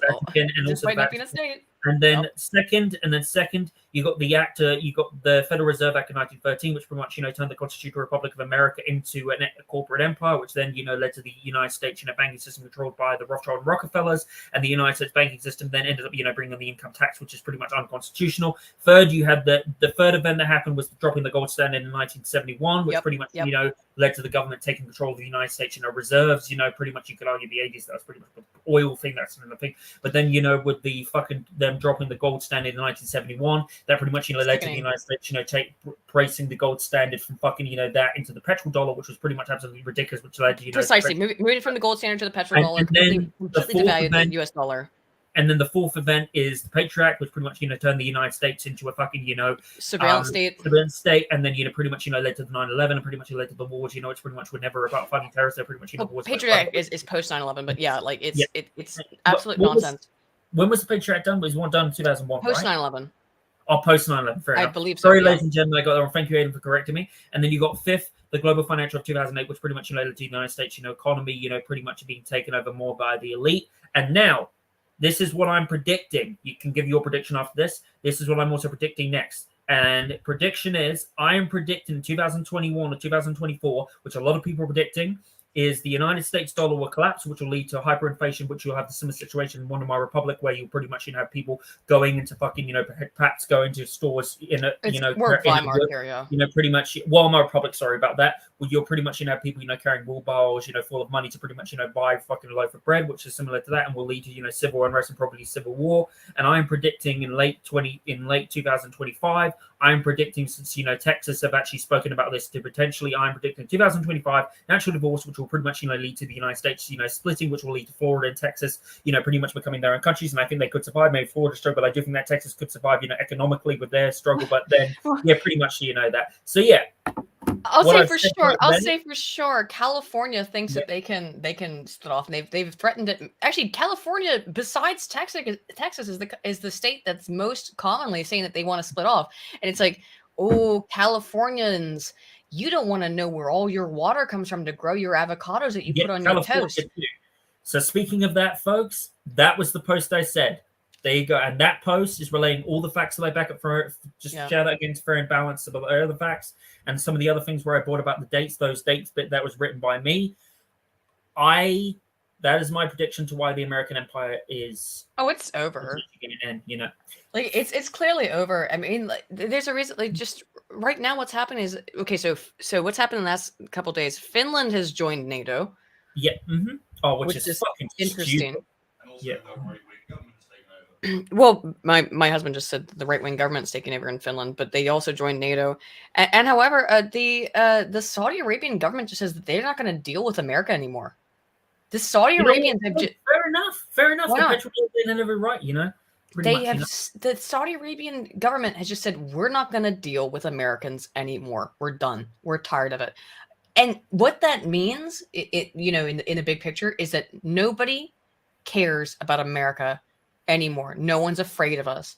China and Russia have formed a coalition, and they are forming it's BRICS. It's BRICS. It's the BRICS nations. Oh, it's fantastic. I think BRICS is great because it's going to give the world a lot of economic freedom. It's going to give, like countries like fucking, like Haiti, Iran, and fucking, a lot of the African countries, because, got to remember Colonel Gaddafi, wanted to make a currency. One of the BRICS nations, this is South Africa. So yeah. The BRICS nations are the ones that are going to take over because America has decided to kill itself. And I don't think. Okay, so how I look at it, Aydin, I always think America will be a superpower. It will always be a fucking superpower. But to a certain degree, we're going to take a second seat though. We're going to take. We were bully of the world for 70 fucking years. And more than that, nearly 100 pretty much years. After World War II, because in World War II, the Federal Reserve took more control. Right. So, Aydin, sorry, I just want to say, sorry, ladies and gentlemen, if I was speaking over Aydin. I wanted to bring that fact up over a post I I thought that was great. I was so glad you just dropped fucking bombs of facts, dude. And also, Aydin, I'm really sorry if I talk over you. So, Aydin, so like I was saying, I gave my opinion on the American Empire. So, Aydin, how do you see this going? Like, how do you think? Do you think we're almost at the end of the American Empire dying? By the way, your husband's in the background. He'll also be good, for him to give his opinion. How do you see it going? Do you think, Donald Trump, will get elected in 2024? Or do you think they won't let that happen? 2025, 2024, do you think we're going to see the end of America's Civil War 2.0? And do you think that the union's going to split? How do you see it going? I have to be honest, as a social scientist, I don't often see the value in speculation of things that are. I'm not a prognosticator, right? I have no idea. Something's going to happen, though. I think that it's a foregone conclusion that the American Empire, being the world police and world bully, is done. That's over. The fact that we've just sent over $100 billion to Ukraine, yet another one, which is so ridiculous. And why? Why have we sent $100 billion to Ukraine? Because Joe Biden's family used that country as their personal piggy bank to exploit money and extort money for a decade. It has nothing to do with fighting them evil Russians. No, it's completely about Joe Biden's family, which is truly insidious. But I mean, that's where we're at. We're going to spend all this and send them all these. It's not just America, by the way. The Brits sent them depleted uranium rounds. Like, it's just ludicrous shit all over across the board of fighting in this war that is a war between two Slavic nations that have a 1,000-year-long history with each other. That should not be the interest of anybody else besides Ukraine and Russia. And let's not forget, the Ukrainian war is not the worst war going on right now. The worst civil war in the world right now is going on in Somalia. That is a very horrible civil war. And you've also got the Yemen humanitarian crisis. And in Somalia, they never talk about that. There's active human slavery in Somalia and has been forever, and nobody cares. Which is like, wait a minute. What?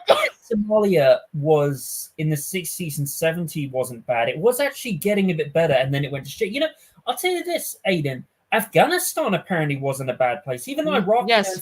Iran, they were beautiful countries, and then and then the U.S. came in, and this has been something that has been actually really irritating me for over a year now, is this idea of American liberal hegemony. We have to spread our democracy everywhere, which is like just bukkake all over the world with our beautiful American democracy. Except for look what happens when you've done that. You've destroyed Yemen, you've destroyed Afghanistan, you've destroyed Iran. Iran was a nearly first world nation. At one point, and also not to mention Palestine. Palestine as well. Palestine had also very good economic. You also had Sudan and Libya. Libya was doing really well, and they had a whole bunch of pull because of their natural resources to be able to. And they were, had the highest standard of living in Africa. And you also had Yugoslavia. Yes, they did. Well, Yugoslavia and France fucking carpet bombed them. Like, if you don't remember that part, just. Get this. People forget this stuff because it's memory hold. Don't forget that France carpet bombed Libya. Yeah. Over a dispute over oil.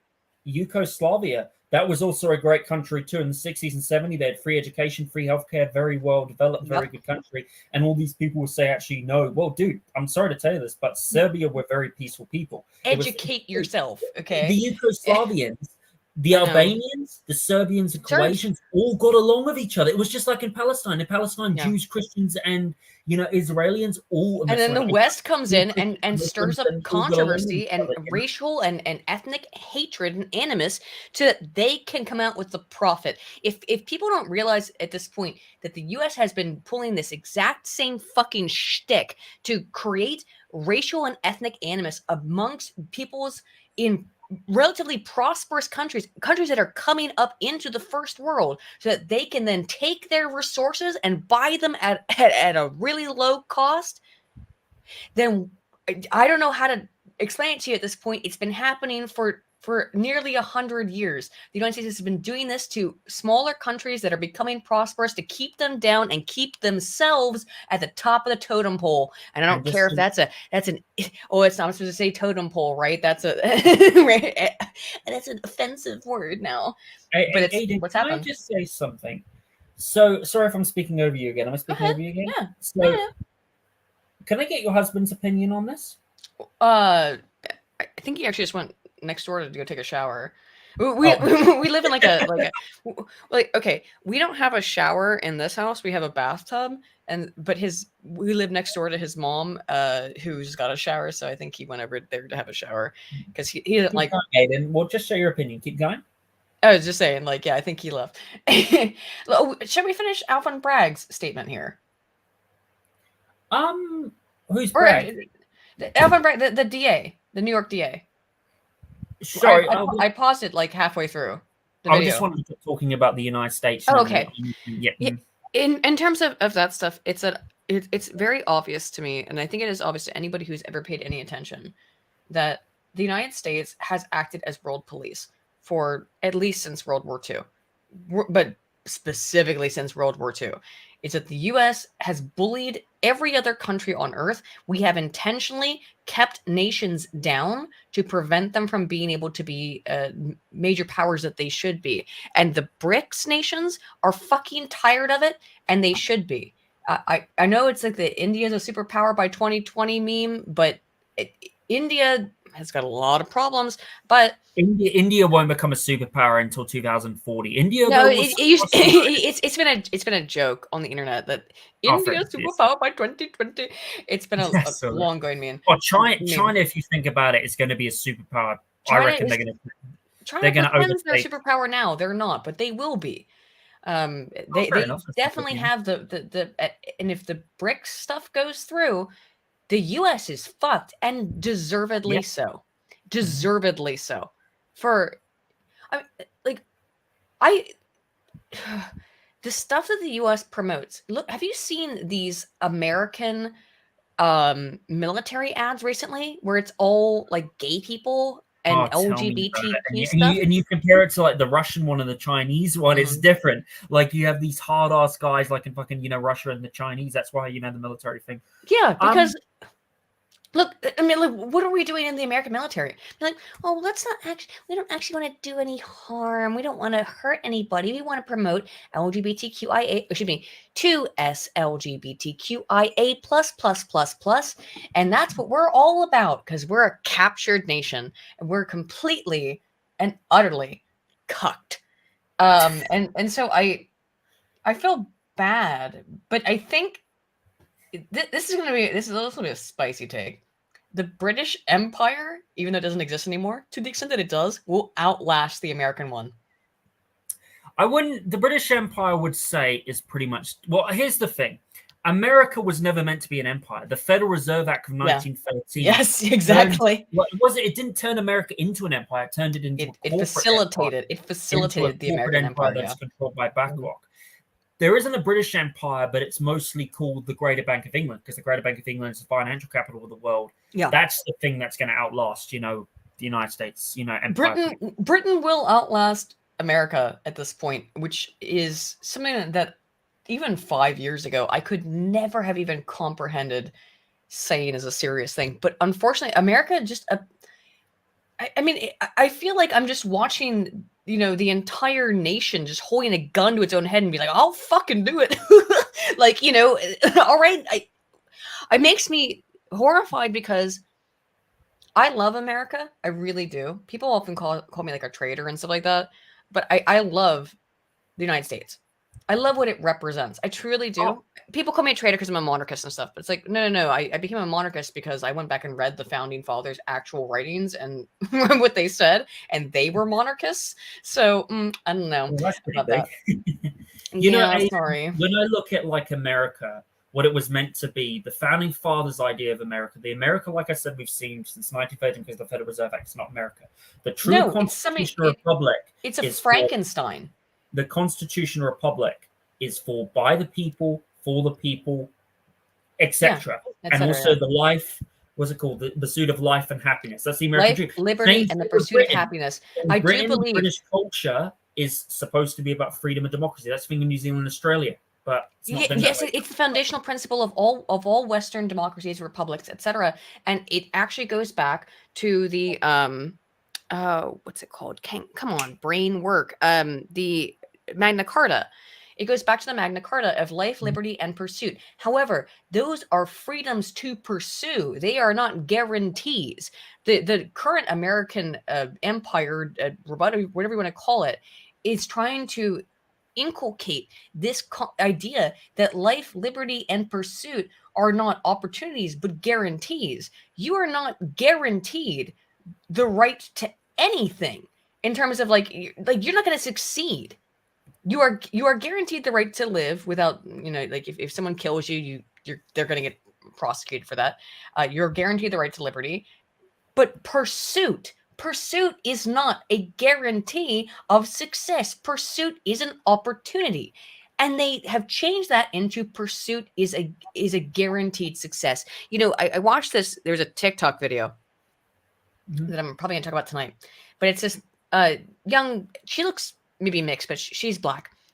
she's a darker skinned lady, right? And she is talking about how she has been denied access, she was rejected from all of her top university picks, which were all Ivy League schools. And she's like, why was I denied access? It's racism. I have a 4.1 GPA. So hang on. So I want to be clear.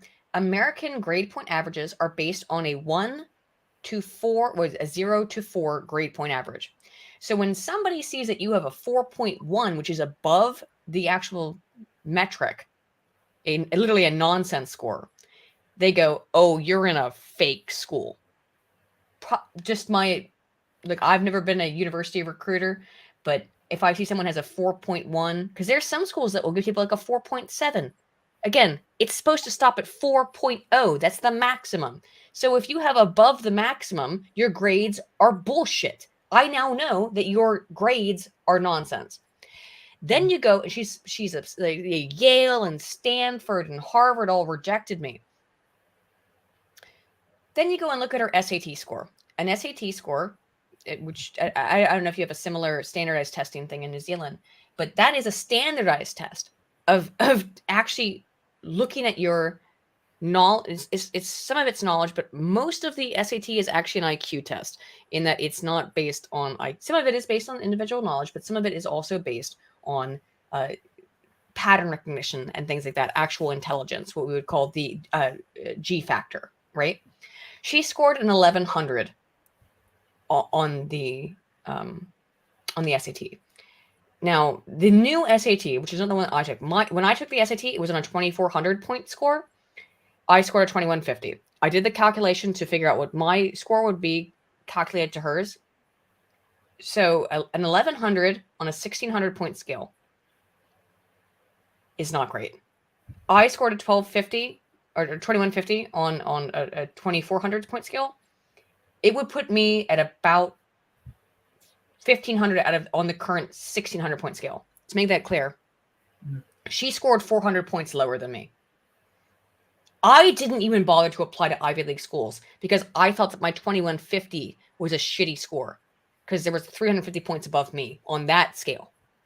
And then she is like here crying racisms because you didn't get into Harvard on, I'm going to be honest, like I don't care how great your GPA is, your fake GPA that everyone who read your application knew was a fake GPA when it goes over 4 points. And they're like, that's a fake GPA. And I'm sorry for this girl because I really feel bad for her, honestly, because she's been lied to. She's been lied to her whole life. She's been given fake grades. She's been given, participation points. And now I was like, why can't I get into Harvard with it's like that I don't fucking know anything with my 1100 SAT score. I mean, I had a 2150 SAT, 32 AP, what's that? What the other test? Whatever one, something like that. APA? No, that's American Psychological Association. The other one. Doesn't matter. They're both identical essentially in terms of the output. It was, look, I had 400 points on her, and I didn't bother to apply to Harvard because that would have been stupid, for me. Like you apply to Harvard if you get a perfect score on the SAT. That's if you're not rich. If you're rich, you can get an 1100. But if you're not a rich, wealthy elite who's a alumnus, then you don't apply there. There's no reason to. That's very true. There's no point in it. They're not going to accept you. Like again, I got into some schools that were very elite, but they didn't pay for me to go there, and that was why I turned it down, because I got into George Washington and Georgetown and American, all of which are my top choices. But they weren't going to pay for me to go there. $40,000 a year? Are you out of your mind? Fuck no. If I was an alumnus or child of an alumnus, I wouldn't have had to pay that money. That is some bullshit. Let's be real. But this girl being like, having her thinking her dreams are dashed. She's like, girl, just go to some regular. And she's like, I refuse to go to a regular college. With that SAT score, you should honestly be happy to get into a community college. Like, it's a really bad score. Anyway, shall I play the rest of this Alvin Bragg interview? Yeah, sure. No worries. That's all good. Anyways, ladies and gentlemen, we're just going back to the Alvin Bragg thing. Yeah, let me go back here. All right. Marks, I mentioned a couple of laws, which I will highlight again now. Which laws? The first is New York State election law, which makes it a crime to conspire Which one? to promote a candidacy by unlawful means. By the way, this is not actually in what he just said there is not in the paperwork. Yeah, I didn't even see it at all. It is not anywhere in New York State election law. It is Penal Law 175.10, which is about falsifying business records. All 34 counts are about falsifying business records. So he is lying here. This is not correct. It is not in the filing. It is not about New York State election law. It's about falsifying business records. So you have lied to the people, Mr. Bragg. Absolutely, yes. I further indicated a number of unlawful means, including more additional false statements, including statements that were planned to be made to tax authorities. No, I guess you could say that, but again, it's falsifying business records. How is he an attorney and can't cite the fucking law, and I can, and I'm the furthest thing from a lawyer? He's a George Soros appointed. He's just a puppet. Yep. That's what it is. He's a puppet, exactly. I also noted the federal election law cap on contribution limits. No, you didn't. Not in your filing, you didn't. You did not in your filing. You did not. You did not in your filing. You cited 34 times the exact same New York legal precedent, Penal Law 175.10, which is about falsifying business records. So everything he just said there is a lie. But why weren't there those crimes charged? Why wasn't he charged with those crimes? Well, I'm not going to go into our deliberative process. So what, as the reporter correctly asks, why wasn't he charged with those crimes? You just named additional new crimes that aren't in the filing. This on what was brought, the charges that were brought were the ones that were brought. The evidence in the law is the basis for those decisions. Nope. Now, I'm going to play this clip right down here where Alvin Bragg's going to give you a better idea of why he's doing this. And do you think it's because he really cares about the legal system? No, he doesn't. He absolutely doesn't. No, this is ideological. Let's talk about what's waiting for the new DA, the docket. We know there's a Trump investigation. I have investigated Trump and his children and held them accountable for their misconduct with the Trump Foundation. I also sued the Trump administration more than 100 times for DACA, the travel ban, separation of children from their families at the border. So I know that work. I know how to follow the facts and hold people in power accountable. Except you failed to sue them 100 times, over 100 times. This man just hates Donald Trump and his family by his own words. He says not just Trump, but his children. He hates Donald Trump so much that he's just going to go and attack them no matter what. This is entirely political, and it's entirely absurdist. It's fucked up. I can't believe that anyone would buy into this. And ultimately, sometimes I feel like I'm taking crazy pills because it's like I know that somewhere, these people have a social scientist on board to tell them like how to do this shit, and they must be ignoring all of it. Well, yeah, of course they're probably reading from a script because they're probably just actors at the end of the day. But I know they have social scientists who tell them like I know because I know that was a field that I was supposed to go into is to like how to tell politicians how to act, and they just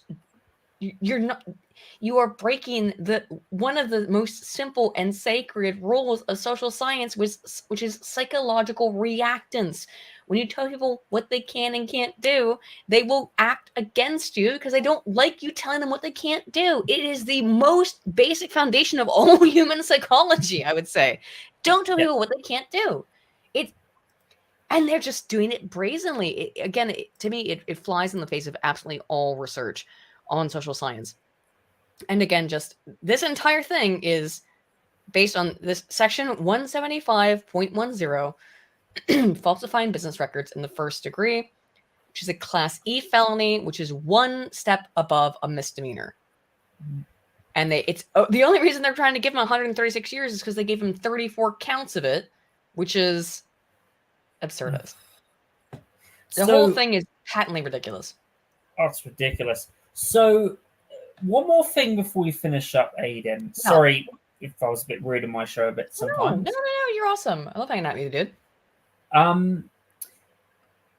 How do you think this is going to play out? Do you think that this is just going to be another witch hunt? Or, do you think this is just going to be another witch hunt which is going to fail? Or do you think this could be the thing that leads to Donald Trump getting in jail, especially knowing how corrupt the United States political system is? There's Justice. No... This is... As I said in my tweet here, I'm not a lawyer. But this is one of the most ridiculous lawsuits I've ever seen. And I am tertiarily interested in legal stuff. I watch a lot of legal channels. I watch a lot of, trials go forward. I am not a lawyer, but I've never seen anything so flimsy, I think, ever on this kind of scale. I've never seen anything so flimsy on this sort of scale. You see shit like this on small scales, where people are like, someone says something mean about me on the internet, I'm going to sue them. That's basically what this feels like to me. It's that kind of level of pathetic lawsuit. If this goes forward and succeeds, it is definitive proof forever the American empire is over. That we are a banana republic, and Rome 2.0. Trump said this very precisely in his January 6th speech, where he told people to go peacefully assemble. But I think, actually, no, maybe it wasn't that. Is a little bit before that. He said, they're not after me. They're after you. I'm just in the way. And I think that should be repeated very clearly.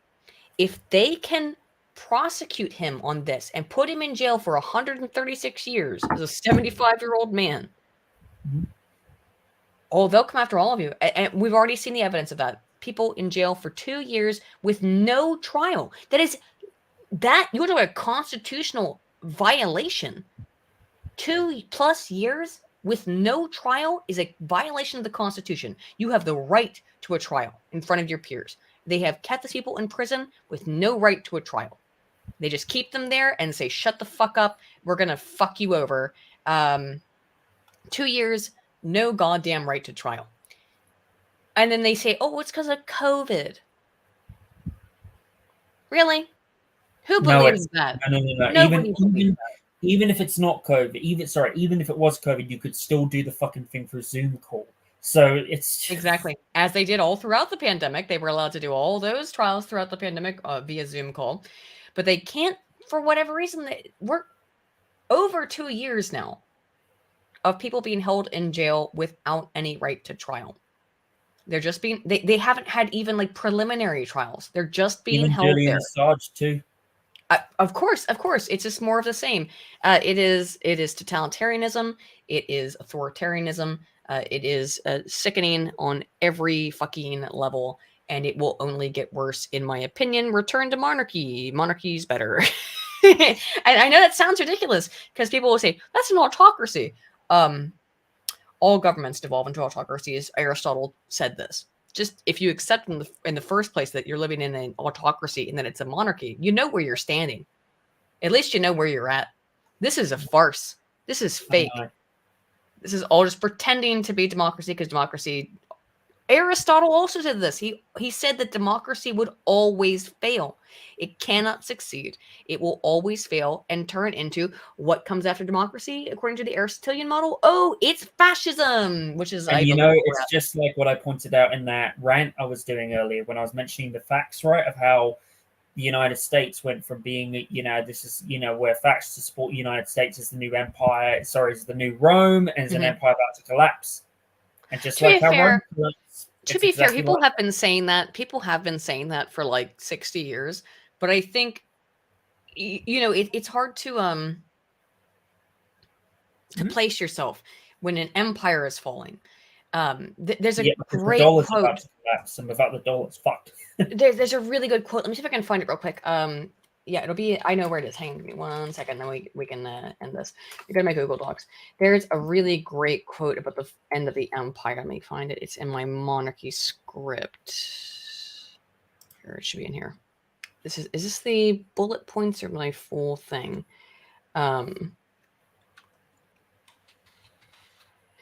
Norris, one moment. Let me see if I can find it. It's about the fall of the Roman Empire. Yeah, it's my script, not in this one. Hang on, almost got it. Here it is, script. It's at the very end, so yeah, it should be around here. Yay. Where was this script? Or this part of the script? Okay, right. Okay. I got it. I'll read this. If you give me a moment. I'll read the whole thing. For most Americans, the idea of a monarchy, this is a monarchy script, but it will make sense here in a moment. The idea of a monarchy is not just preposterous, it is antithetical to the very principles upon which the nation was founded, and thus to even suggest value in a monarchic system seems a joke. Yet this perspective is distinctly Americentric and disconnected from the history of the old world, both physically and culturally. Not only are monarchies still extant, not suffering under the thumb of some wicked Prince John awaiting to be liberated by an American Robin Hood waving the banner of the Democratic Republic. Robin Hood himself, by the way, was a monarchist and loyal to Richard Lionheart. The three wealthiest countries by GDP are all currently constitutional monarchies: Liechtenstein, Luxembourg, and Monaco. I'm getting into my Roman thing here about Pax Romana, though. Sorry, I had to read the whole. I don't know where it falls in the paragraph. Despite the fact that the founders themselves were highly skeptical of democracies, when being a democratic citizen is all that one knows, personally, but not only that, all of one's national history, it is difficult to see things from any other perspective. However, time gives perspectives to all things. Similarly, to how it may be absurdist to hear someone like myself advocate to the benefits of antiquated monarchism in the New World with the very word evoking imagery of cartoon villains and visions of decadence of Marie Antoinette, so too would it seem absurdist to raise the topic in a return to the monarchic system with a Roman living in the Pax Romana of 80 AD. This is what I was getting to. Even though at the time, Rome had known many systems of government, because Americans have only known our one system, we struggle to envision anything outside of it that is not also inherently anti-American, and thereby anathema the traits that we associate with Americanism, namely freedom and liberty. Yet, as I have explicated, this is a long speech, but I'm at the end here, neither freedom nor liberty are intrinsically linked to democracy, and instead, liberty for all is stifled under the boot of majority rule. Going back to Rome, if we were to skip ahead 200 years and speak with a descendant of the same aforementioned Roman in 280 AD, he would still scoff at the idea of a Roman monarchy and insist that his state is a republic. After all, they have a senate, although they may also have an imperator, which means general, and a princeps, which means first man. The fact that these words sound like emperor or prince are merely coincidences of language. The idea that a monarchy could take hold in Rome would be as ridiculous to him as it would have been to his ancestor. Just as the idea of America, or any other modern democratic state for that matter, could return to monarchy may seem laughable. That would be, of course, until we revisit him just a few years later, after Diocletian enacted a series of reforms which deprived the Senate of all power over the emperor, and then ruled as a near absolute monarch.